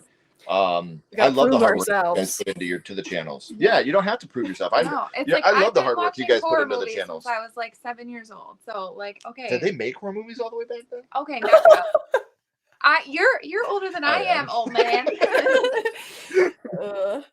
Yeah, no, that's like also it's partially because I do consciously put on like a little bit of a like defensive front, because I'm like, just don't try it with me, like, just leave me alone. You are not my audience, you know what I mean? Yeah. So yeah, he needs to have a big role in Final Destination 6. Yeah. I agree, at least a larger one. I guess there's like a little part of me that's a little torn, because his little mysterious appearances throughout the franchise are really good. The little things that he says, like, he doesn't actually like come out and say what he means. He just like is very like nonchalant. Yeah. So I haven't like fully thought this through. I guess maybe it would hamper the mystery of it a little bit more, but I think I just care more about like seeing him and wanting him to get his flowers and like him to get his moment. I think I care a little bit more about that, probably. Same. Oh, thank you for the tip. I love both channels. Have you ever watched Final Destination 3 using the Choose Your Fate feature? I haven't, but I do have that DVD. Have you guys done that? We used to go up to the clouds and watch it. I don't remember that. Yes, we do. I don't. Me, you, Jordan, Adam. We used to sit at your dad and Heidi's house, and you could choose the fates of the characters. Did this happen? You don't remember because she got way higher in the clouds than I did. Apparently. Clearly, I'm like, Save them all. That sounds like a vibe. I wish I could have been part of that hang. Sounds like a good crowd. It was bananas. I can't believe I still haven't done it. I can't believe it's fun. It's kind of like you're playing it's a choose your own adventure game. Yeah, it'll stop. Choose this or that. It's fun. That's crazy. I have done like the Bandersnatch Black Mirror movie on Netflix. Did you guys do that one? It's like, oh no, no, I haven't done it. I guess it's probably like the same thing. It's fun. Yeah, I need to do that for sure. There was also on Final Destination 6, Tiago, who is here, I'm glad he's still here. He sent me a photo, which I can't find now. I'm on Letterboxd, but he sent me a photo that the cast of Final Destination 6 had Melissa on it, Melissa Barrera, and it had Mary Elizabeth Winstead. And now I'm looking, so let me I'll show you what's on Letterboxd right now. So cast, it's only Tony Todd now. But Tiago has sent me a picture, and I swear, and now it's just hearsay. But yeah, and also I'm not familiar with these directors on another note. But yeah, so I don't know if somebody at Letterboxd was just messing with us. Like, I don't know if the public is able to edit that kind of stuff. Mary, how would you have her back? I mean, she would. Okay, Final Destination spoilers. I'm sorry, you guys. I mean, she, like, it wasn't confirmed at the end of Final Destination 3, much like you talking about Exorcist Believer. I guess you're right. It wasn't confirmed. But I don't want it to be, like, repetitive with the same clear storyline. Right. But I love Mary Elizabeth Winstead. I love her so much. I don't know. She's amazing. Yeah, but I don't know. It seems like maybe you guys wouldn't be super hyped on her coming back. I mean, exactly for why you just said. We've already seen that type of story with Clear, and I thought that was a great story. If you're gonna go that far, why not just just do a whole just do a whole reboot type thing. But yeah, if you're gonna bring her character back, like, I just think that with the synopsis we've gotten so far, I think that really convolutes things. This person's trying to escape death from this song, and is running into this person who's also trying to escape death. It just sounds like it would be convoluted to me. But again, I've been wrong in the 90s, so that could happen again. So let's see. Bring Melissa. Bring her. Put Melissa in everything. I know. Yeah, that's how I feel. But I don't know. Like, given that alleged plot, do you think that sounds like it might be another prequel? Like, how do you think it's gonna fit in? See, I think they could just do like a different timeline. Like it's like take the bones from the other. Because I mean, just like the other ones, like they really don't. 1 and 2 tie together. The rest really don't. I mean, with the exception of Bloodworth, being in all of them. Right. Even in the roller coaster one, he's the voice or whatever. So. Well, I mean, with 5 too, it ties in. Yeah, 5. You're right. Like, I'm sorry. Together. 5 ties those, but I think this one could just take place in another timeline in the same part of the story. And you don't even have to mention the other ones, really. That's the good thing about this franchise. It's the bloodline, like obviously it's gonna be. But it's her bloodline with her family. That's true. And maybe one of the other people, maybe that's how it got started all the way with the beginning ones, is they were part of this bloodline. Devin Sawa's bloodline. Yeah, like he got, whatever, it could be anything like that. I think, and it could work, Yeah. And I think that Final Destination, with the exception of 4, is an extremely solid franchise that is a lot of fun. Even 4, it's the worst in my opinion, and I still don't hate watching it. And Justin Wellborn kills it in that movie. Yeah. It's so fun. It's so bad, but it's so fun. I still love that movie. It's so bad. I love it. Because I just feel like there has to be some kind of connection, especially because we have Tony Todd's character, who's apparently going to be a little more prevalent, it seems. So I feel like there must be some kind of connection. But the thing about Mary Elizabeth Winstead and Melissa Barrera really makes sense to me with you saying that now, because Sawa just put on Twitter, X, whatever, a couple weeks ago that no, he will not be returning for Final Destination 6, because people were suggesting that it was gonna, How could he? Well, they were gonna do like they did. Killed by a no, they were gonna do what they did with Halloween. They were gonna erase 2 through whatever and just go right after 1 and bring him and Allie Larder back. They were going to give it the Halloween treatment. And he said, no, that's not going to happen. But I read the cast sheet, and I can tell you guys I'm really, really excited, and you guys will be too. So, I mean, you guys can go on Devin Sawa's Twitter, try to find that. He mentioned that on there. So I think that would be, that makes sense to me, because those would get very people excited. Those would get people very excited, obviously. Great big names that are great in the horror world.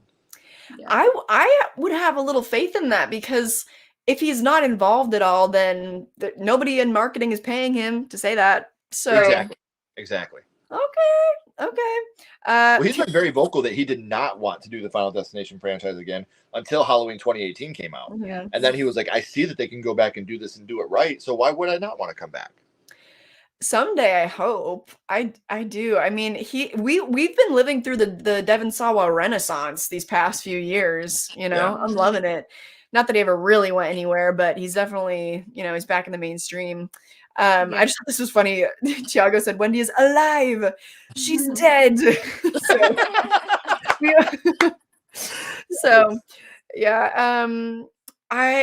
Tiago also, has a theory about her coming back.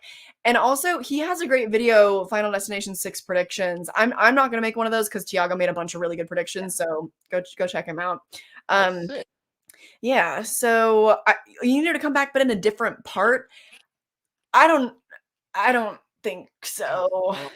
See, that's kind of like the Halloween thing I was talking about. If you're gonna bring someone back, for me, bring them back for the same character. Yeah. Yeah.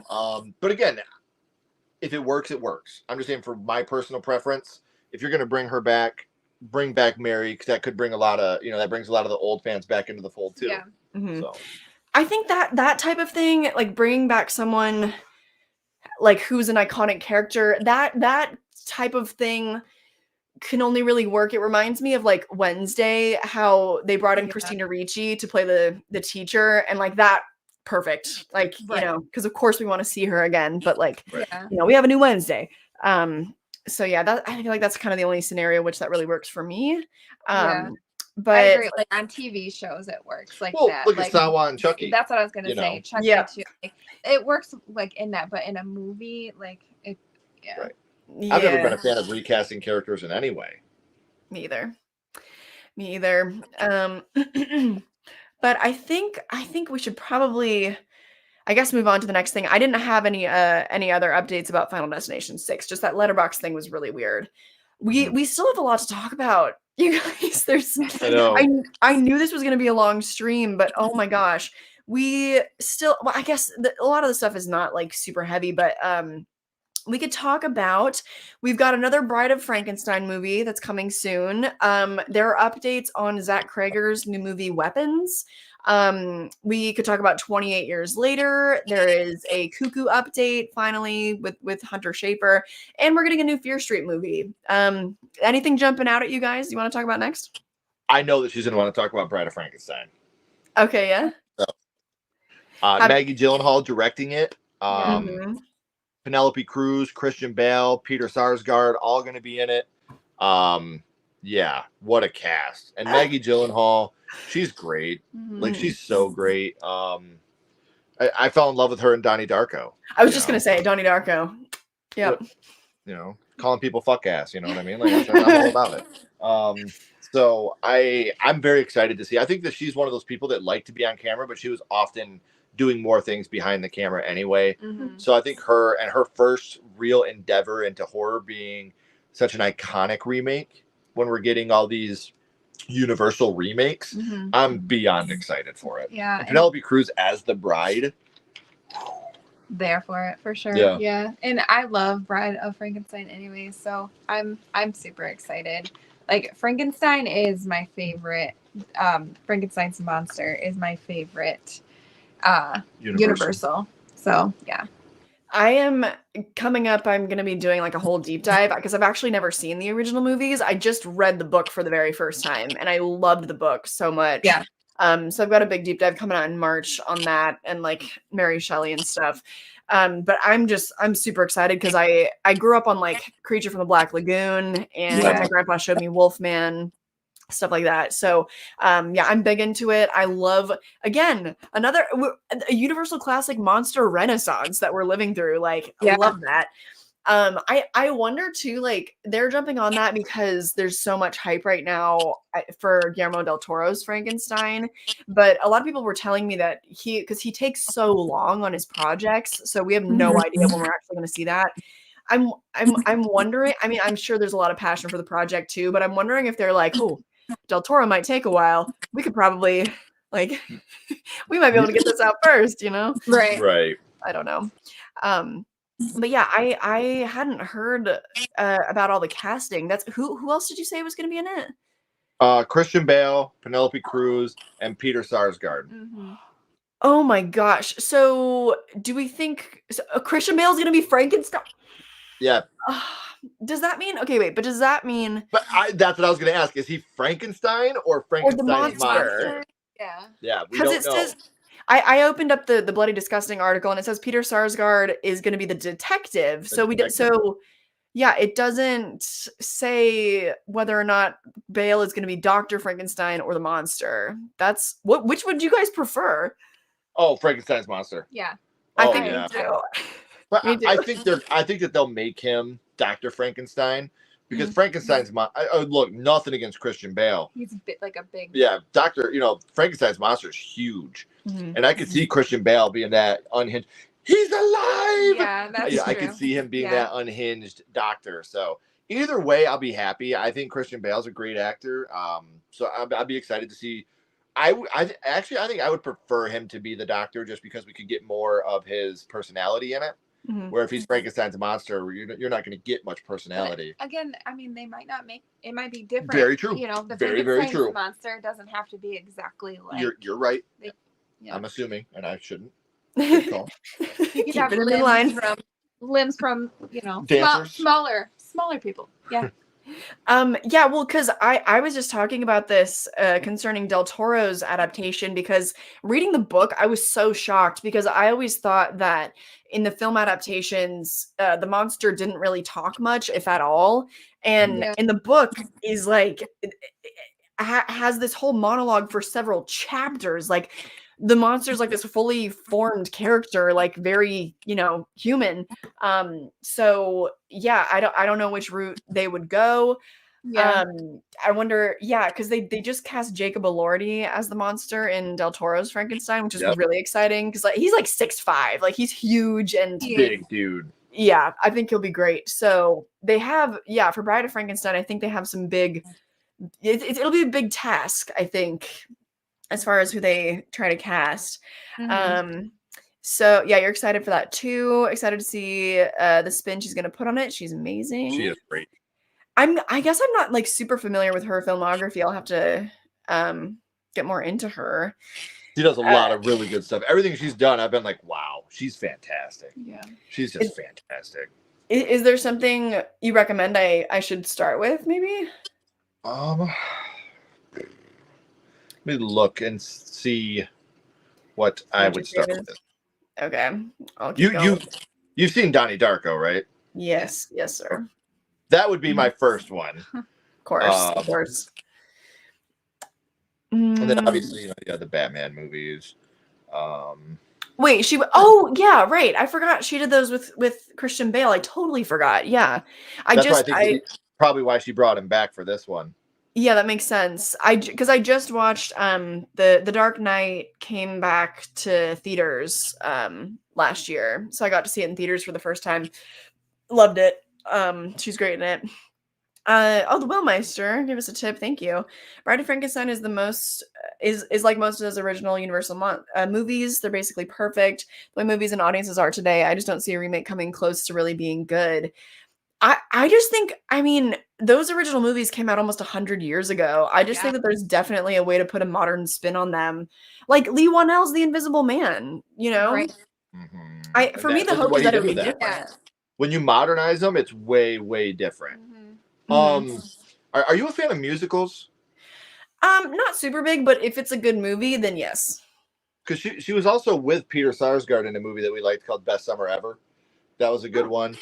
She was in White House Down. I don't know if you're an action movie fan. That was pretty good. I'm trying to think of other ones that we really, really, really liked that she was in. She's what, but you're right though. Now that I'm thinking about it, most of the things she does, she's never the main character. Yeah. She's always the one that comes in and you're like, oh, there she is. You're one of the best supporting actresses. Yeah, absolutely. So I mean, I guess to Willmeister's comment, are you guys looking more for like a more direct remake, or do you want a more Invisible Man type take on it, like modern? I think that I would rather it be more modern. I knew it. I just do, just because, I mean, like you said, they're over 100 years old. Like, I feel like when you modernize these things, it makes like the younger crowd like more apt to go watch it. To go watch it, and then maybe they'll revisit the older ones and kind of compare. I mean, it depends. Like, I would like to see a modernized version of like the Hammer horror ones, where it's like this gothic, dark aesthetic. Yeah. Not as much. I love the Universals. Don't get me wrong, but when you have the Hammer horror.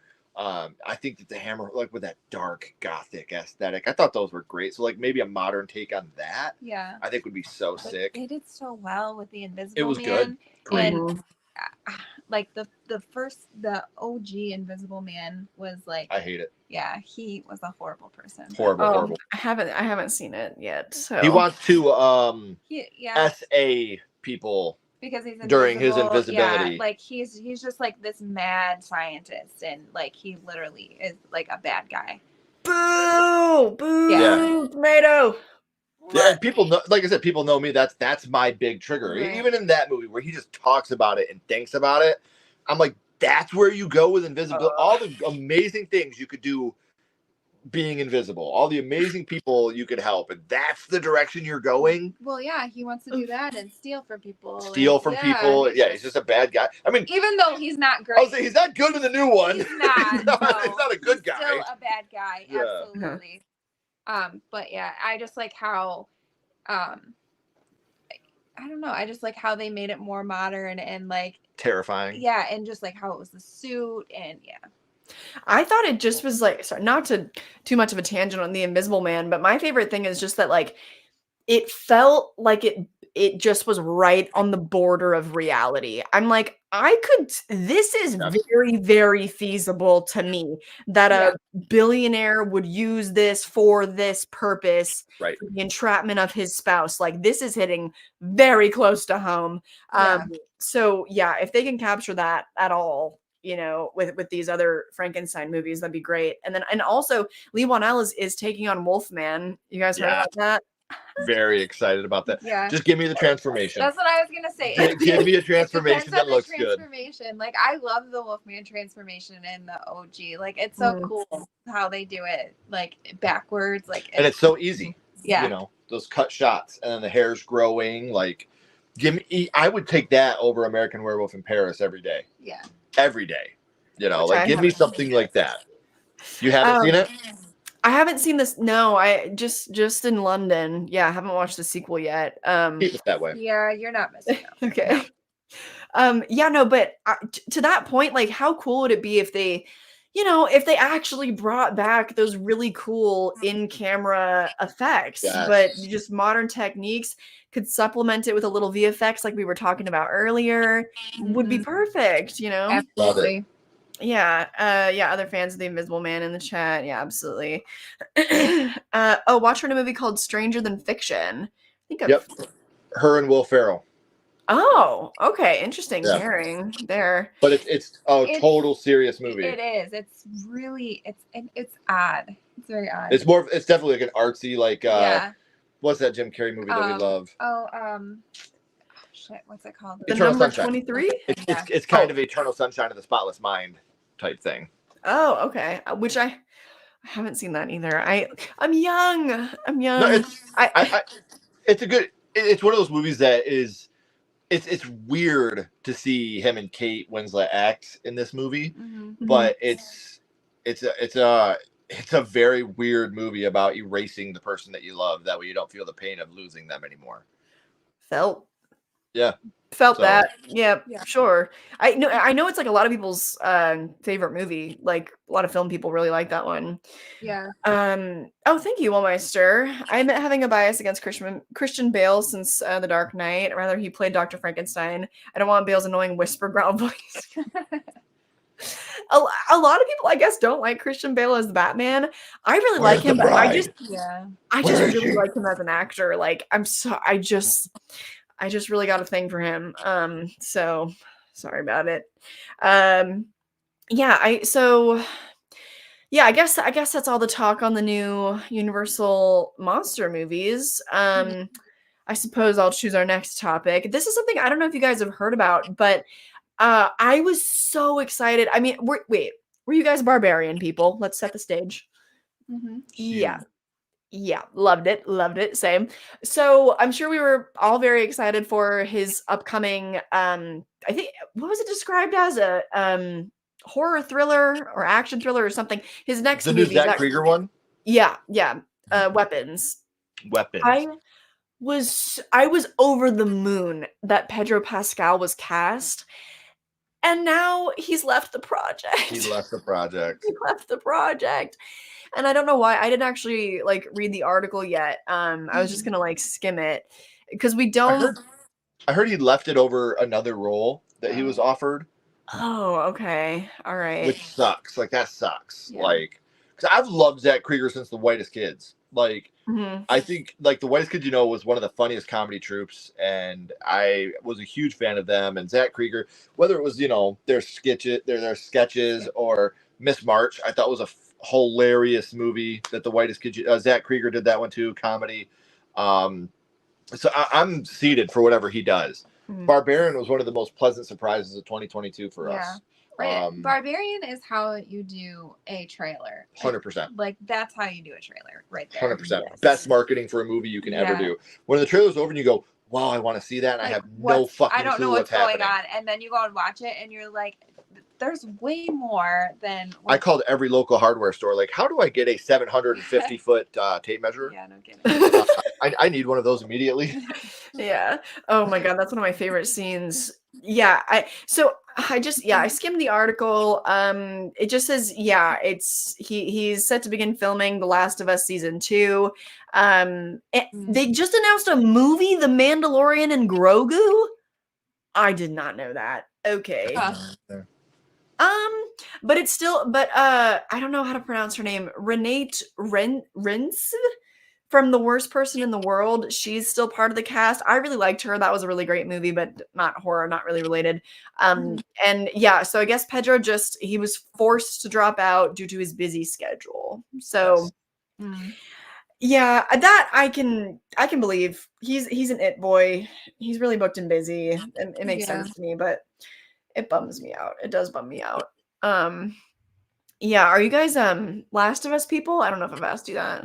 Yeah, actually, like I'm not really a video gamer, but I enjoyed the series, And it worked out really well because my son and I played the game. Yeah. Ashley went into it completely blind. And we both loved it for different reasons. Yeah, and I wasn't like nitpicking like, oh, this isn't accurate or whatever, like, some of the gamers were, but I saw we talked about this a little bit in my last stream, but I don't play games, so like I couldn't really contribute to the conversation. There's the audience seems really split on the casting of Caitlin Dever. How do you feel about that, Ken? Just like based on the game and stuff. I'm fine with it. Cool. Something I learned a long time ago is I will never judge a casting before I watch it. I'll never forget. I was so she knows. She already knows what I'm gonna say. I was so against Heath Ledger as the Joker. I knew that was what you were gonna say. I was pissed. Like I was sitting in our local comic book store, like it's bullshit, bro. The 10 guys I hate. Yeah, the 10 things I love about you guy is the fucking Joker. Are you serious? Hate about you? Whatever. The 10 things guy.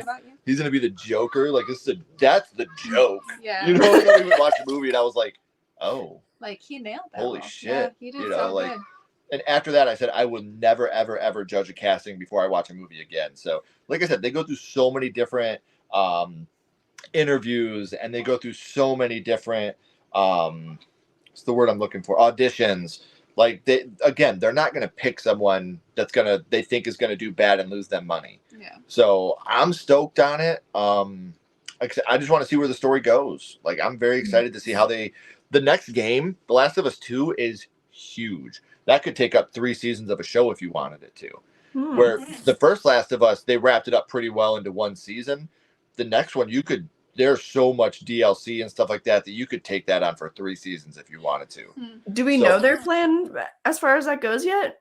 No. I know they've announced the season 2, but I don't know if they've announced anything beyond that yet. I think it'd be ridiculous not to, but then again, we know how things come and go, and who knows if it's lost steam since the strike and we had to wait so long for a season 2. Yeah, I don't know. Because I'm pretty sure all we're aware of is just like it's happening, starting filming soon, and we know casting. Like I'm pretty sure that's all we know as of right now. Yeah. So there's a little bit of a Last of Us update for you all, and weapons update. We still have 28 years later, Cuckoo and Fear Street. You guys want to choose our next topic? I always choose. All right, Cuckoo. Okay, Cuckoo, yeah. So the thing with Cuckoo is like I'm pretty sure the last update we got was like in 2022 or something, and they're like Cuckoo starring Hunter Schafer coming to the screen in 2023. But now it has officially premiered at South by Southwest, or it's going to. I can't remember if it's happened. No, it hasn't yet. I can't remember. So it's coming up. It's coming up. That was the festival where Evil Dead Rise premiered. You know, a lot of good stuff gets selected for that festival. So South by Southwest is probably one of the bigger, festivals. So if you get selected for that, you're pretty happy. And then also in this same article, like they were talking about the South by Southwest lineup, and it looks really, really good. So I just wanted to share some of the other stuff that I saw in it. So first of all, I was really excited that we finally have an update for this. I really like Hunter Schafer. And then this one, Israel, I'm not sure, but starring Samara Weaving, covered in blood. I'm pretty sold on that, obviously. I'm not Is it familiar with Azrael? Azrael? I'm not sure. Is it Azreal? Yeah, am I not sharing my screen? I'm It's too blind. small. I can't see. Yeah. Oh, sorry. Yeah. Azrael.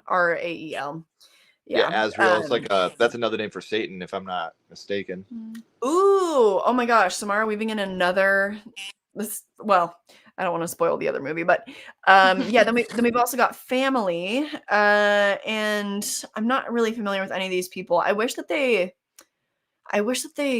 would put more details in. Oh, well, I guess watching her sick father decline, 11-year-old Joanna makes a call for good spirit to save him, but something else comes instead. And then the Samara Weaving one, many years following the apocalypse, a devout cult of mute zealots hunt down a young woman who has escaped her imprisonment. Sounds like Ready or Not, a little bit, just a little bit. And then we've got, let's see, this one, Hood Witch is a French movie. This is an exorcism story apparently, so Ken, you might be interested in that one. Hunting Days. I said, I will. Yeah, I think you'll probably be checking that one out. Then we got this looks like a Cabin in the Woods, a horror movie from Canada. It's What's Inside. This one looks fun, like colorful. I'm interested in this as well. Pre-wedding party descends into an existential nightmare when an estranged friend shows up with a mysterious suitcase. I love that there are just like no details. That's good. That's good with me. Yeah. So if you guys want to go through, if I remember to, I'll try to link all these articles down below. I should have done that beforehand, but there's just a lot of good stuff. It seems like premiering at South by Southwest. So, excited for that. In Texas, right? Yeah, I think so. I would love to go there one year. Yeah, that'd be awesome. Me too. And then we've also got, I guess we can. I mean, these are small things, but we're getting a new Fear Street. And this one, I think all we know is just it's based on R.L. Stein's book, The Prom Queen. So, and then I'm pretty sure, I think that this next installment is still going to be directed by Chloe Okuno, but I don't think that it says so in the article that I found. Because Chloe Okuno did Watcher. Did you guys see that in 2022? No. Oh, you guys haven't seen Watcher? That was my favorite, because 2022 was a mad year for horror. Yeah. Watcher was my favorite horror movie of 2022. And that director is doing the next Fear Street installment, so highly recommend. Check it out. Yeah. Yeah. Were you guys Fear Street people? Yes. Oh yeah. Yes. Oh yeah. Loved it. I know. I've been waiting. I don't know if this is like. It doesn't really seem like it's going to be connected to the old trilogy. That's what I was like. How I asked him when he showed me that R.L. Stein had put that up on his page. Like, how is this going to go? But yeah, I don't think it. I think they'll probably go the Goosebumps route now. And they'll make it like different, like Fear Street. Yeah. You know, like how you had the first one, which was all the chapters together. Yeah. Then you have Fear Street this, Fear Street that. You know, like which is fine. Yeah. You know, and obviously R.L. Stein's excited about it because he put it up on social media today how excited he was for the Prom Queen to be the one that they're doing. I mean, and his books, like that was the things that I read when I was a kid. Like those are the books that I would always go to. Me too. It's, as far as I can see, like it takes place in Shadyside, so it has to do with like the Shadyside prom. So it's the same city. I don't know if we'll get any like returning cast. Is that something you guys would want? Yeah. I would like that. I liked the cast from I thought they were great. Yeah. I loved them. I love Fear Street. I just revisited it like a few months back and it was still just as good. So yeah, I'd like to see him back. I'm so ready for Fear Street 4. I had to read the book this one is based on. I'm a little torn on that because like I don't want spoilers, I guess, for the new movie. South by Southwest, that's in Austin, right? Yeah, I couldn't remember. And then the last bit of news was just that we're getting 28 years later. We're just kind of wrapping things up with all the little little news bites that we have. Did anybody guess why I'm not happy about this? Why? I can't. The subject matter in the first movie? No. The subject matter in the first movie crushed me, by the way, once they got to the camp. Because it doesn't make sense? No, because 28 years later, it has been announced as a trilogy. Oh, as a trilogy, yeah. No, really? Yeah. Oh my god. See, I haven't... How does the third part of a trilogy be announced as a trilogy? Like, what are you doing? Wait. So there's not going to be 3 new movies? Yes. There's going to be 28 years later as 3 new movies. Okay. I don't know how they do that. Okay. I don't enjoy that. Yeah. No, I hate it. They did it with they did it with The Exorcist, and I hated it. They did it with Five Nights at Freddy's, and I hated it. Yeah. They just did it with The Strangers, and I hate it. I don't like announcing. Strangers might be different though. It's like chapters more than. I get that, and it could be from what I heard with The Strangers is they kind of took the X Pearl, and they filmed it all at one time, and then separated it into chapters. That might be okay. Yeah. You know, they did it with Harry Potter. Yeah, if it's planned out. Sometimes it works, but yeah. If it's planned out and they're gonna shoot it all at once, then okay, all right. But it's like there's a cast member on IMDb that you can see is cast in all 3 of the films, and you're like, okay, so I know he's safe. Right. So we know that they're surviving. Okay, cool. That's a problem with trilogies. And then also, like, because I've only seen the first Strangers, I've been told that I would probably like the second one more than the first one. I'm just not a home invasion person, just in general. Okay. It just doesn't generally like engage me that much. So I'm like, for me, I'm like, how are they going to stretch that out? Like, I don't know. I'm pretty skeptical just because it's not really my subgenre. But do you guys have any hopes, wishes for that trilogy? Like optimism? Pessimism? Both those movies are very special to me for 2 reasons. One, the first Strangers, I love Brian Bertino. Mm-hmm. I love what he does. I love his work. So it was cool to see that one. And I know it's cliche now, but the first time we saw it and we got the Because You Were Home line, that freaked me out. Yeah. You know, like I loved that. And then part 2 has our friend Damien Maffei as, you know, the guy under the mask. He played that role. So we went into this movie like, all right, cool. You know, we're going to love this because Damien's in it. And so it'll always have a soft spot for us for that. So both the first 2 Stranger movies, we are very special to us for 2 completely different reasons. Well, I just think they terrified me. Like they were scary to me. Right. Like I don't really get scared, but like stuff like that, like home invasions or like there's not really a reason we're going after you, like that freaks me out. Right. So you didn't do anything wrong. Right. You're just here. You know. You were in home. Theory, your neighbor wasn't. So yeah. In theory, it should scare me because it's like one of the most realistic things, I guess. But it just, it has failed to connect with me so far. I'm trying to think. Well, I like Hush. I like Hush because there's a unique. There's the unique spin on it, but I think that's the only home invasion movie I've really liked. Not a fan of The Collector? Like Hush. What about The Collector?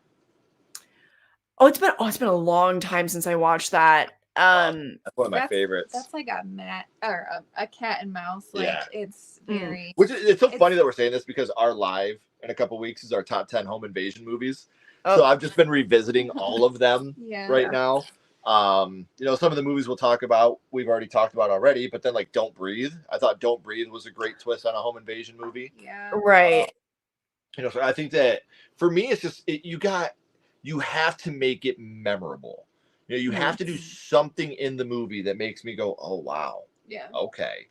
Because you're right, a home invasion movie for me is, you know, I live in Michigan. I hunt. I have yard out here where I have coyotes and stuff that I got to keep my kids and dogs safe. I have a gun. Obviously, don't want to get into political talk, but I do own a firearm to keep my family safe from, you know, so if someone breaks in my house, it's going to be a pretty quick movie. It's either me or them. You know, it's my family or them. In the Midwest. Can't make those movies in the Midwest. Right. So, you know, but for something like that, it is a very scary thing. You know, again, don't want to get too personal, but a couple months ago, I was at work. We had a guy come knock on our door. Oh yeah, this is really scary. And ask Ashley, "Hey, do you have a gun in the house?" And yeah, I was here about. I was just me and the girls, and I was just like that was the first question, and I was like, Right. yeah. So she goes, "Hold on a second." She shut the door. She called me. Ken, there's a guy at our front door asking me if I have a gun. He told me it was because then he was like, because there's a deer that I hit out front, and I like go to look, and he was like, well, you can't see it, and I was like, what do you mean I can't see it? And he was like, it's in the ditch. So then I was like, okay. I was like, hold on a second, and then I called him. She called me and she's like, "Hey, there's a guy at our front door asking for a gun. On my way." Yeah. Hung up the phone at work, said, "I'll be back." Came home and he was telling the truth. He hit a deer. The deer was in the ditch crying. First two questions were, are your husband home and do you own is your husband home and do you own a gun? And I was just like, like this is odd. Weird. Yeah. Weird. So I fly home. I took care of the deer because it's crying in my ditch, you know. But you know, I told him, I was like, "Look, I'm not trying to be a dick, but you need to word your stuff a little better, man." Like it was like, I came here with the full intention of you or me. You know what I mean? Like my livelihood is in this house. I mean, honestly, like I'm glad that he was like genuine. Yeah, he was nice. He was, you know, he's a real nice guy. And he's like, I get where you're coming from, man. If it would have been the other way around, I would have. He's like, usually I have mine on me. I'm a Marine. He's like, but I didn't bring it. And I was like, you know, that's fine, but I'm just telling you, like, I came down here with every intention of, you know, not having fun. Yeah, that's a weird little situation. It was very weird. I'm glad you weren't like that far away. Yeah. That'd be a great start to a horror movie. I was literally just thinking that. Yeah. Yeah, that's a great premise. That could go down a dark path though. So anyways, I'm not really I haven't seen what is it, 28 Days Later? Is that the first one? Yeah. I haven't seen it in a long time, and I wasn't really a fan of it. I'm not a fan of Alex Garland. I think I might like Ex Machina if I saw it, but I don't know.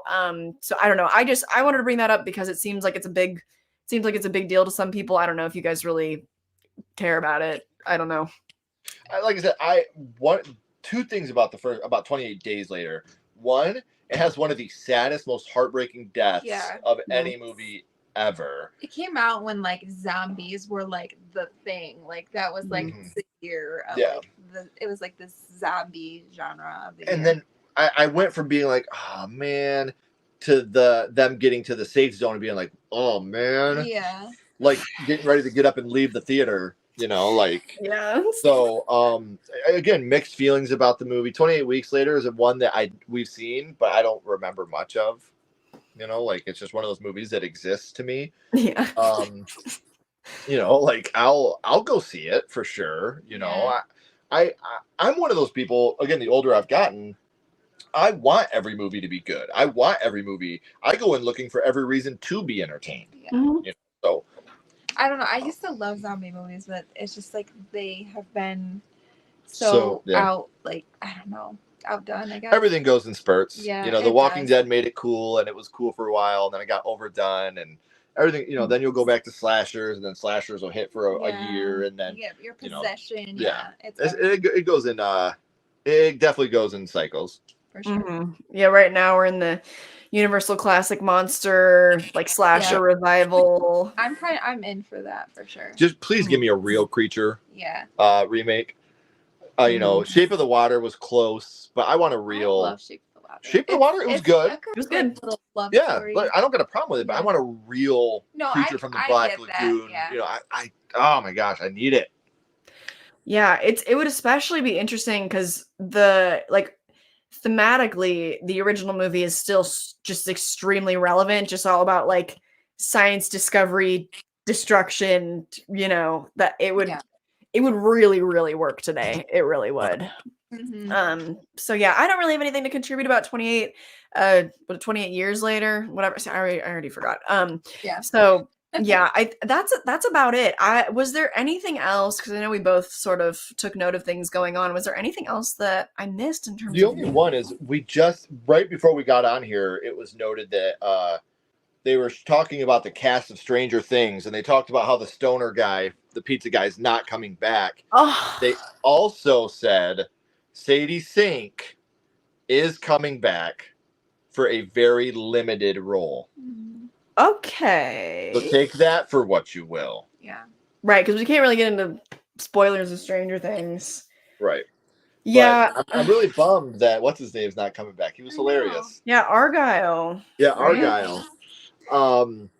But yeah, they said that Sadie Sink is returning in a very limited role. Huh. So with the way that season 4 ended, that's got me kind of nervous. Yeah, for sure. We can't say why, but I know what you're Another saying. big thing is Vecna is returning. Okay.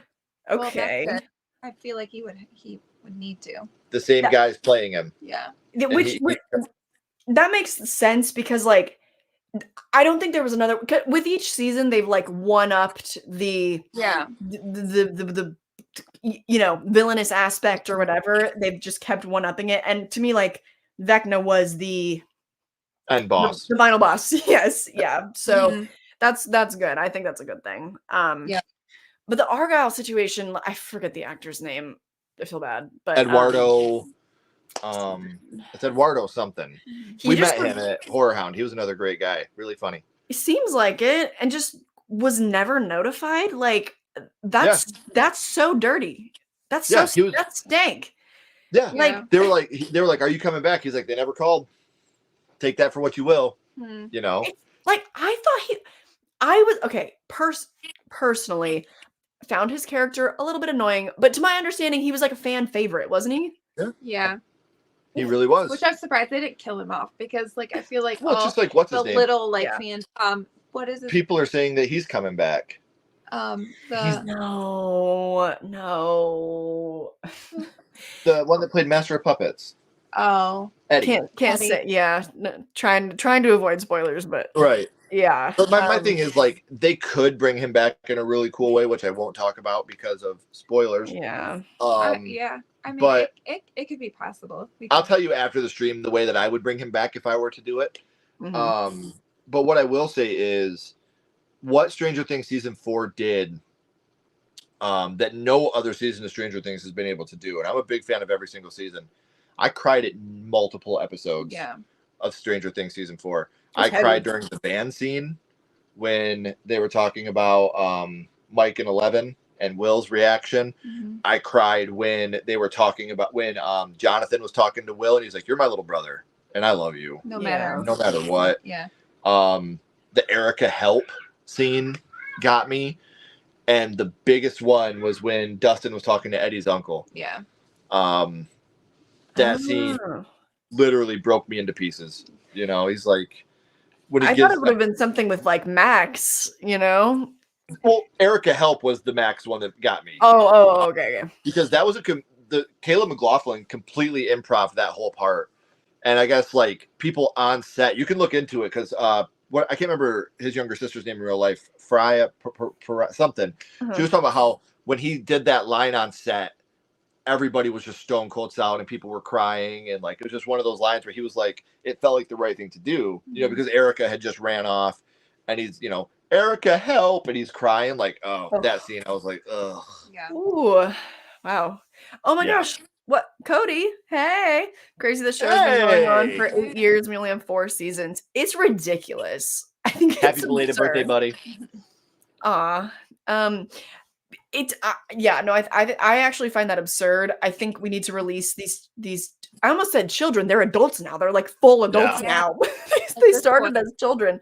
Let them go. Let them go. Well, you know, 11. What's Millie Bobby Brown? Yeah. She's like, I'm glad this is ending. Yeah. She's like, you know, nothing against. You know, I love the show. I love what it did for my career. I love the cast. I love the crew. But I'm not a little kid anymore. And when I'm on set, that's what I am, as a little kid. And I'm glad for it to be over. I'm glad I can move on to, you know, other things that I'm not always contractually obligated to go back to Stranger Things. And I get where she's coming from. You know, like I said, they're adults now. You know, they started this when they were, what, 10, 11, 12. They're drinking on set now. You know what I mean? Like, so good for them. They've had great careers, and Stranger Things did a lot of really good things for the horror genre, but it's time to move on. Yeah, and they, you know, obviously actors don't want to do the same thing for a decade. Like they'll want to pivot and start their careers anew and stuff. Oh, this is sweet. Just want to thank you, Kylie, Ken, and Ash, for all the hard work you put in. Thank you. Appreciate that. Yeah, was that I think that was probably the last of it, right? Is there anything else I forgot? Let me look here. I have our notes here as well. Yeah, I think it's about time to wrap up. Yeah, that's everything we got. Wow. And it only took us 2 hours and 20 minutes. Right. But again, thank you for inviting us out. Anytime we get to hang out with you, it's seriously an amazing time. And when we got the text, we were super grateful. So thank you for having us back. Yeah, let me know the next time you guys have another snow day. You're trapped inside. Let me know. Let me know. For sure. Absolutely. Improv stream. Yeah, no kidding. Yeah. Yeah, super great having you guys on. And like I said at the top, their channel is linked at the very top of the description box. So go check them out. If you are looking for a reliable content creator, somebody on a schedule, like they said, 3 times a week, and they're doing live streams and they really put in the work. So yeah, I know it's hard to find good, like, consistent creators. So these guys are it. So check them out. Another round of applause for our guests. Thank you guys for being here. Have a great day or night wherever you guys are, and hope to catch you in the next one. Bye.